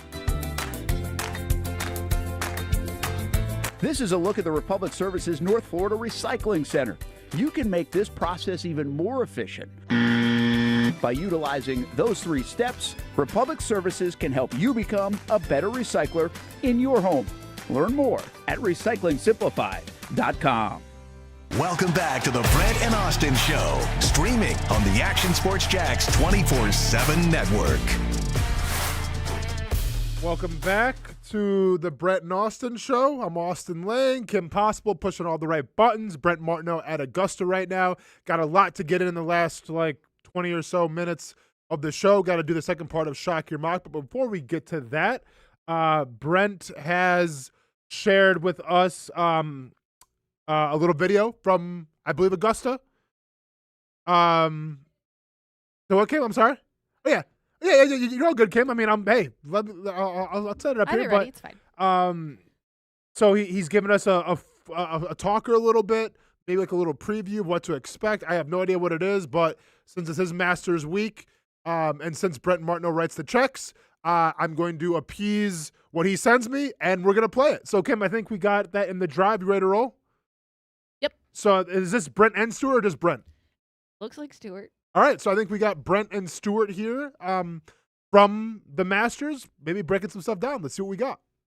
Hey, welcome once again to Augusta National, the Masters here in 2026, opening round, and Action Sports Jax checking in on a beautiful day. Chilly morning, actually, here in Georgia, but gives way to a beautiful afternoon, and the weather all week looks pretty good, so we'll see what that means for the scoring. It was a windy day yesterday all in the southeast. Those winds have died down a little bit, so scoring situation should be a little bit better. Brent Martineau, Stuart Weber, what are we keeping an eye on? Obviously the big names like Rory McIlroy, but do we have to keep an eye on him anymore? He already completed the Grand Slam. Does this free him up and create that even better level of play for him, right? That's the question mark. Can he go out there stress-free and go shoot some ridiculous rounds because he's not worried about completing the Rory Slam or winning the Masters that has eluded him for so long, and he gets to go in a different locker room. That's true. That's an important part of it as well. Well, then you have Cam Young, right? He won the Players' Championship. I think he really can drive it. I know he can really drive it, and so here at these grounds, if you can do that and then make some putts, well, that's a pretty good formula. The big drivers have all won this tournament throughout the years. So Cam Young could have a special season. Remember, it was Rory last year, won the Players and then the Masters. They're playing together, by the way, in the first 2 rounds in the same grouping. So if you want to watch one, you can watch the other pretty easily. I think the other big storyline here, it's not the PGA Tour and Live Golf anymore. That thing is really settled down for whatever golf is now. Can you get a gnome from the pro shop? Well, update on the gnome from the pro shop, which, by the way, comes with an umbrella that you can push up and down, I guess. It actually works on the gnome. We're trying to figure out why the gnomes are so popular. Because what do you do with them? You just put them in the garden? We were just talking about it on a shuttle ride, and then we saw a guy with one. Yeah, we thought they'd be sold out. Well, that guy had one, so this guy right here walking by has one. I mean, the gnomes are everywhere. Just bags and bags in people's hands right now, by the way, walking away from that store. Away from the golf. Yes, that is always the case in the pro shop. Right now, current wait time 40 minutes. They have like a Disney World style. They do. There to tell you how far it's going to be till you get in. I would say check the app to see how long it is, but you can't have your phone on here. Yeah, no app all right, let's finish up with again the live golfers. To me, Rahm and DeChambeau, both playing really good golf. Live went to 72 holes, so you take that question mark out a little bit. It used to be a 54-hole event on the Live Tour. So keep an eye on those guys. Obviously, Rahm has won it before. DeChambeau is yet to win the Masters, but seems like a likely candidate if he's in form to do so. And he is in form. He's won his last 2 events on the LIV Tour. He's playing really good golf. I saw some article that he's bringing a 3D generated 5-iron. So he made his own 5-iron. I don't even know what that means. That he'll be using. I mean, he did it to the exact specifications he wanted. As long as the USGA says that's cool. I mean, have at it, right? So if you're playing well, if you're in form, if you can play 72 holes, which, by the way, last year he played great for 54 holes. Yeah, he did. And then the final round he shoots 3 over and kind of falls out of it. But certainly a chance to go out there. And how about Patrick Reed? A name to kind of watch, a former champion here, coming back to the PGA Tour in the fall. He's won his last 2 events on the DP World Tour as he kind of works his way back towards earning that PGA Tour status. So a guy who knows this course very well and could be another one to maybe watch and see how he's playing as a former LIV guy. Yeah, and grew up in the neighborhood, by the way. All right, that's going to do it. Shock Your Mock Week. How about Shock Your Masters? I don't know if we'll get a shocking result. Hard to do. Hey, keep an eye on this guy. Almost won it last year, Justin Rose. Yeah. Even at his age, still playing really good golf. Had a chance to win last year. Rory got it done instead. It was kind of a cool story coming down the stretch. Don't sleep on Justin Rose. I'm going with a redemption arc, Ludwig Oberg. Oh, it could be. After falling apart in the last 9 at the Players, maybe he puts it together and gets that big win here in Augusta. All right, Austen Lane has Victor Hovland. Okay. Yeah. So not a bad pick. Yeah. I'll see what happens. For Stuart Weber, I'm Brent Martineau at the 2026 Masters. All right, thank you guys. Hey, gonna be honest. Okay. So you can't have your cell phones at the Masters, correct, Tim? Correct. Okay. You can wear hoodies at the Masters? I guess so. In what world can you not have your cell phone because it's like, it's You can't record anything. But you can wear a hoodie? Hey, you know what? Maybe I'm the here for Masters it. might be for me then. I will wear a hoodie every day of my life if I can. I mean, here I'm thinking like you got to wear like a polo shirt. You got to tuck it in. You got to wear some boat shoes. I don't know. You can pull up to rocking a hoodie. I mean, if that's the case, then let's go, Kim. Get me some pimento cheese sandwiches right now. I'm down. Interesting. All right. Maybe James Gladstone made it acceptable. Maybe. Hey, see, this is a new era, right? Like, if you got GMs rocking hoodies and under suit coats, maybe you can wear a hoodie at the Masters. Maybe this is the James Gladstone era. That's what Brent should make next. Brent should make like Action Sports Jax 24/7 suit coat, and then have the hoodie underneath it. But damn, man, I had no idea that you could wear. I thought you honestly had to wear like a collared shirt, because like I've been on golf courses, not by choice, by a bachelor party, where I had to like I showed up rocking a tank top, and the pro guy was like, "Yeah, you can't wear that," and I'm like, "Pardon me." He's like, "Yeah, you have to wear like a collared shirt." So I had to go to the pro shop and buy a stupid ass collared shirt that I wore once, haven't wore it since. But down in Duval, I'm glad you appreciated the Brent Austin pick. Oh yeah, man, that's the first dude that we that we shocked today. Yeah, that was a nice touch. Probably going to be an undrafted free agent because it took me forever to find some info on him, man. But I like the sentiment. And you know what? I'm not trying to play favorites or anything, but that may go on to see if you go on to the next round simply with a pick like that, because Brett and Hamby are not here to make the selections today, so it's going to be all on me. All right, we got to hustle up because we got about 15 minutes left, and I got to break down the second part of the mock draft, and I want to do it its justice. So let me pull it up here real quick. All right, we got Caleb Banks, guy we've been seeing a lot of. I'm sorry, nope, we don't got Caleb Banks. We got Gabe Jacas. I got that confused. Gabe Jacas, Caleb Banks. All right, Gabe Jacas, 6'4", 260-pound edge out of Illinois. And there are some trades here as well. You can figure them out. I'm not going to get into this one. 260 pounds, 33-inch arms, 10-inch hands. Crosses that 10-inch threshold that we've been looking for. 3rd in athleticism, 10th in production. And when we use our handy-dandy calculators, trademarked, it checks out to the 8th highest rated edge of the draft. 30 reps on the bench press, and that was it. Dude bench press 225 30 times and said, what? You see these arms? No 40-yard dash, no 10-yard split, no vertical jump, no broad jump, no Nothing. 3-cone drill, no 20-yard shuttle. What? Nothing? Dude just said, check out my arms and we'll call it a day. Thanks for playing. And obviously watch my film. So more power to him. 2025, he was second team All Big Ten, led the team with 13.5 tackles for loss, ranked 7th in college football with 11 sacks, started 12 games with 43 tackles, 1 pass breakup, and 3 forced fumbles. NFL comparison, Matthew Judon. That's a guy that, if you know, you know. He's a pretty solid player, if not a really good player. So, can play standing up or with his hand in the dirt, and this guy is more rugged than he is explosive and twitchy. Sounds like we should be getting him in like a Wranglers commercial with Brett Favre. He's rugged, he's not athletic, but he'll go in the backyard and sling it a little bit. His play is more steak than sizzle, with average sack production expected. Not gonna lie, I don't go to Ruth Chris for the sizzle. I go to Ruth Chris for the steak. So if he's got steak, then let's buy into said steak. Give me the meats. It's like Casey Kurtz going to Arby's. We want all the meats. Very rugged. Once again, here comes the rugged word again. Very rugged demeanor with a taste for physicality.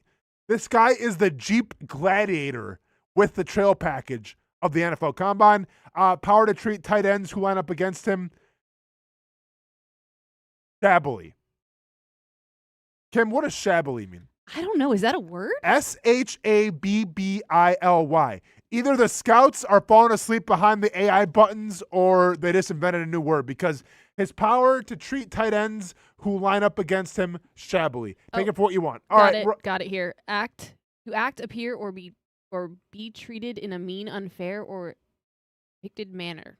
Wow. Dilapidated manner, sorry. Check out the big brains on the scouts. All right, let's go to pick 81 real quick. Cornerback out of Indiana. We're going D'Angelo Pons. 5'9", 182, kind of on the smaller side. 29 and 3/8 inch arms, 9 and 5/8 inch hands. Production first in athleticism, Production is first, athleticism is 6th, so we use our handy-dandy calculator, trademarked. That puts him 4th overall in terms of corners. Had a 43.5 inch vertical jump and said, I'm good. That's all he did at the Combine. He jumped up once, jumped down, and said, I'm all set. Named defensive MVP of both the Peach Bowl and the Rose Bowl. Started 15 games for the national champions at Indiana. 61 tackles, 4 tackles for loss, 2 interceptions. Hey, for me, we just broke this guy. There he is, Kim. First team all jawline. Dude could chew some gravel now. We already broke him down, but 4'6'2", 39-inch vertical, 10.5 in the broad jump, 7.02 in the 3-cone drill, 4.34 in the 20-yard shuttle, no bench press. NFL comparisons, Blake Harrison. Big explosive linebacker with game best suited for the line of scrimmage. More likely going to be a middle linebacker, but does he have the athleticism and the blitzing capabilities to play a little outside as well? If he comes to the Jaguars, we'll find out. Next pick, we got pick 100, Chris McClellan out of Mizzou. 6'4", 313, 34-inch arms, 11-inch hands, Kim. Huge. 4th in production, and he's panhandling with athleticism as he finished 25th in the category. 5.05 in the 40-yard dash, 29.5-inch vertical, 9 inches on the broad jump, 25 in the bench press, which isn't that bad for his size. So I don't get where the athleticism knocks come from. Played in all 13 games with 12 starts last year, 48 tackles, 6 tackles for loss, and 6 quarterback sacks. McClellan is not a natural knee bender, which limits his anchor, and he will allow blockers too far into his frame too often. He flashes where he can dominate a rep, but then he will need to improve on his take-on techniques. And his hand usage needs to be more consistent. Prize open edge rushers with combative hands like an otter with a clam. That was me. The otter with the clam was me. You ever see an otter open a clam? Yes. It's yes. cute, but it's also very violent. I saw one at the zoo the other day doing that. Yeah, isn't it? I mean, it's like it's cute, but it's also nature. It's like, man, that's crazy. All right, pick 124. We're going with gotta go on my phone quick. Sorry, email's acting up. Daryl Jackson Jr. Yep, Daryl Jackson Jr. Give me 1 second, please. I have him called up here if you would like. He is 6'5.5". Yep. 315 pounds. I see you doing your research. Keep going, Kim. Arm is 34 3/4. Yep. Hands 11 inches. Got him right here. Okay, yep. So we're back. Daryl Jackson Jr., 6'5.5", 315, 34 3/4 inch hands. That's a new thing. 6'7", 6'7", 3'4", 3'4". Just call it 35 next time, right? 11-inch hands. So we have two guys now with 11-inch hands on this team. Kim, first team all hands. He's enormous interior presence with impressive physical features. Jackson's inconsistency are partly rooted in flawed fundamentals and technique. He might never become a tree stump at a point, but he could see vast improvement in his shed and control with quicker hands. I'll say it one more time. He might never become a tree stump at the point, but he could see vast improvement in his shed and control with with quicker hands. Hey, scouts, time to put the bottle down. What else we got? Has a 7'2" wingspan. And yeah, basically this is a guy who could be a project, big body dude, can take on double teams, but is going to need some finesse, some refinement. And one would think that Coach Campanelli can maybe bring out the best in that. So we'll see how that works out. Next pick we got is Jack Endries. Out of Texas, 6'5", 245, 31 1/8 inch hands, 31 1/8 inch arms, 9 5/8 inch hands, 4'6" in the 40, 36 inch vertical, 9'11" on the broad jump. Was gonna do everything and then said the bench press, I'm gonna opt out of that. NFL comparison is Dalton Schultz. How come the tight ends always get compared to solid players? Like, this dude is getting taken 166. And he's getting compared to a pretty solid tight end in Dalton Schultz. Crazy. This guy's like the 13th tight end, and he's like, Dalton Schultz. Andrews is a quarterback-friendly F tight end who still needs time in the weight room. His route running can be monotonous? Monotonous? Monotonous. Thank you, Kim. His route running can be monotonous, and short area separation is very uninspiring. But he's tough. He's a rebounder, feels like boxing out defenders, and is a consistent ball winner even in jumped coverage. Hey, I don't think Coach Colin needs a basketball player in the summer leagues at the YMCA. We're looking for a tight end that's going to block and get the job done. Not sure this guy can get it done. As one scout said, his run blocking is a roller coaster ride of bad losses and quality wins. Strap yourselves in, everybody. We're not sure what we're getting with Jack Endries. But at pick 166, it is what it is. And then last but not least, we'll do this one more, and then we'll have to get out of here. Eric McAllister, not related to Kevin McAllister, pick 233, wide receiver out of TCU. Don't have any of the stats because he wasn't in. I'm sorry, we do have the stats. 6'4", 194, 32 5/5 inch arms, 9 3/4 inch hands. Basically, me my sophomore year of high school. Production, he was 6th in athleticism. And when it comes, production is 6th in production, and athleticism, a Great Depression of 40th overall. McAllister's game is built on speed, even though he's 40th overall in athleticism. He can blow by press and off-man looks, finding a second gear both down the field and after the catch. While he gets open vertically, suspect route running causes issues uncovering on the first two levels. Speed to sound the alarm out for defenses. Explodes for yards after catch with getaway juice. But he's a body catcher with below average hand-eye coordination. Once again, me as a sophomore. So at pick 233, you can't be too mad at it. Kim, we got about a minute left.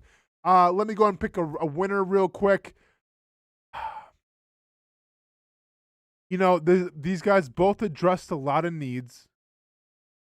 Tight end, though, I like Bentley a little more than I like Endries. Defensive tackles are comparable. You get a good edge, I think, or at least, you get an edge too. You know what? Go ahead and give me Josiah Caswell. Simply because I liked how you addressed defensive tackle before edge. Both are in need, but I feel like defensive tackle is going to be a little more of a need, and you didn't address defensive tackle from Thomas until pick 100, and that might be the biggest need of this draft. So, and then you also address corner at 80. Yeah, I'm taking the top one, Kim.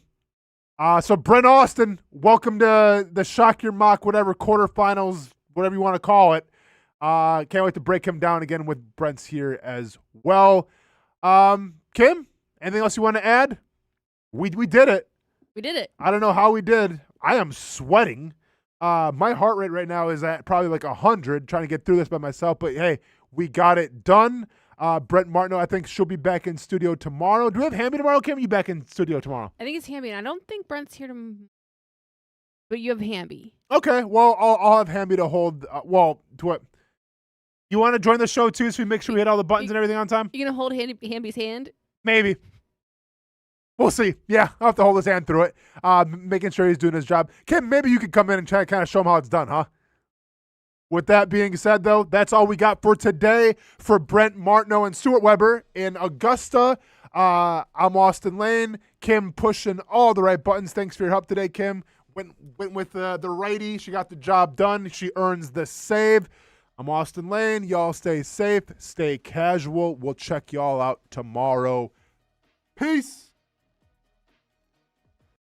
Baker Sports. It's a hometown business filled with hometown people trying to make you feel right at home. Chris Conley, Jacksonville University. Walker Wright, class of 2018, West Nassau High School. Michael Young, Fletcher High School. Baker Sports started in a grassroots way and now outfits much of the Southeast. Samuel Coffrin, Paxton School for Advanced Studies. High school sports, travel sports, youth sports of all kinds. They are a one-stop shop carrying Nike, Adidas, Under Armour brands, and more. Vincent Caldes, Oak Leaf High School. Tony Mazzio, Sandalwood High School, class of 2002.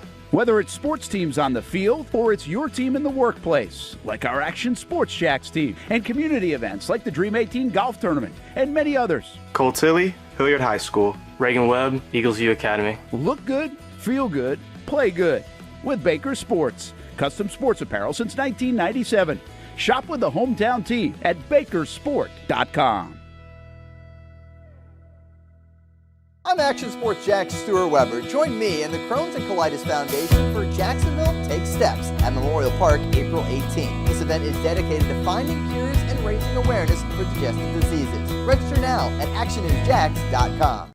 Weather, traffic, and important local news in the morning. Get it here. Here or here. We're available wherever you are, so you're prepared for the day ahead. Action News Jacks this morning, streaming on Action News Jacks now. No. I'm in my own head. What the heck are you talking about? I think I got away with something that I shouldn't have. See that brand new Hyundai Santa Fe? Yeah. I only paid. Finish that bucket on your own. Practice makes perfect. Enjoy your new car. Yeah, you too. Bye-bye. Feels so right, it almost feels wrong. The Hyundai Getaway Sales Event. Get a Hyundai Elantra or Sonata with 0.99% APR or up to $2,500 bonus cash. Or lease an Elantra for $159 a month. Hurry in. Choose your own adventure. It's not just a saying, but a way of life here at Cycles of Jacksonville. And whether it's 2 wheels or 4 wheels, at Cycles of Jacksonville, a great adventure awaits. With brands like Honda, Vespa, Segway, and Triumph, Cycles of Jacksonville has you covered with their inventory featuring a 60,000 square foot building. If 4 wheels is more your thing, check out the largest selection of Honda Talons in the entire county. No matter what you're looking for, Cycles of Jacksonville is going to have the selection you need, all with great financing and rebates. Plus, if you're active duty military, Cycles of Jacksonville will offer you 0% financing along with great discounts for military and first responders. And when you want to get off the road and set sail, Cycles of Jacksonville has you covered with everything you need to get on the water. So if you're ready for a great adventure, let Cycles of Jacksonville be your guide. Located off Atlantic Boulevard, or check out their website at cyclesofjacksonville.com.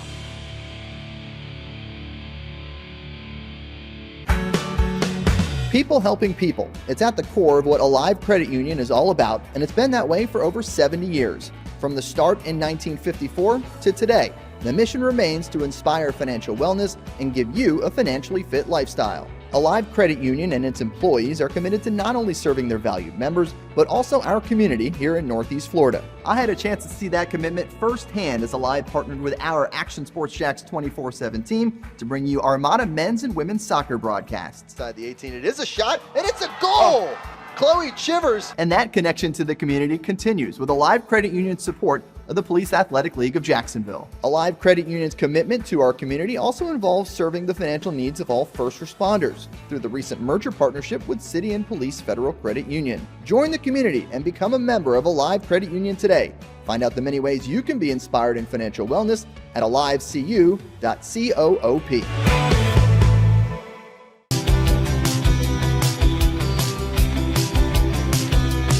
Welcome inside the Armor Guard exterior and gutter helmet showroom. There's a lot going on, like glass exteriors, replacement windows, and down there we have the retractable screens and awnings, plus hurricane protection. Let's talk more about those gutters, and to do that we bring in Kevin. He's the owner, he's the expert. Why Gutter Helmet? Well, Gutter Helmet's truly the only maintenance-free product. It lets the trash and debris go on the ground, the water wraps around and goes inside. Unlike filters, they sit on top of the gutters, and the trash and debris build up on top of filters, which requires maintenance. With Gutter Helmet, we're going to keep you off the ladder, the most dangerous thing in your garage. With Gutter Helmet, you'll never clean your gutters again. So get off the ladder and put on the helmet. Gutter Helmet. Get a free estimate at gutterhelmetofnorthflorida.com. You can also call 904-762-7779 or visit the showroom on St. John's Bluff Road in Jacksonville. Welcome back to the Brent and Austen Show.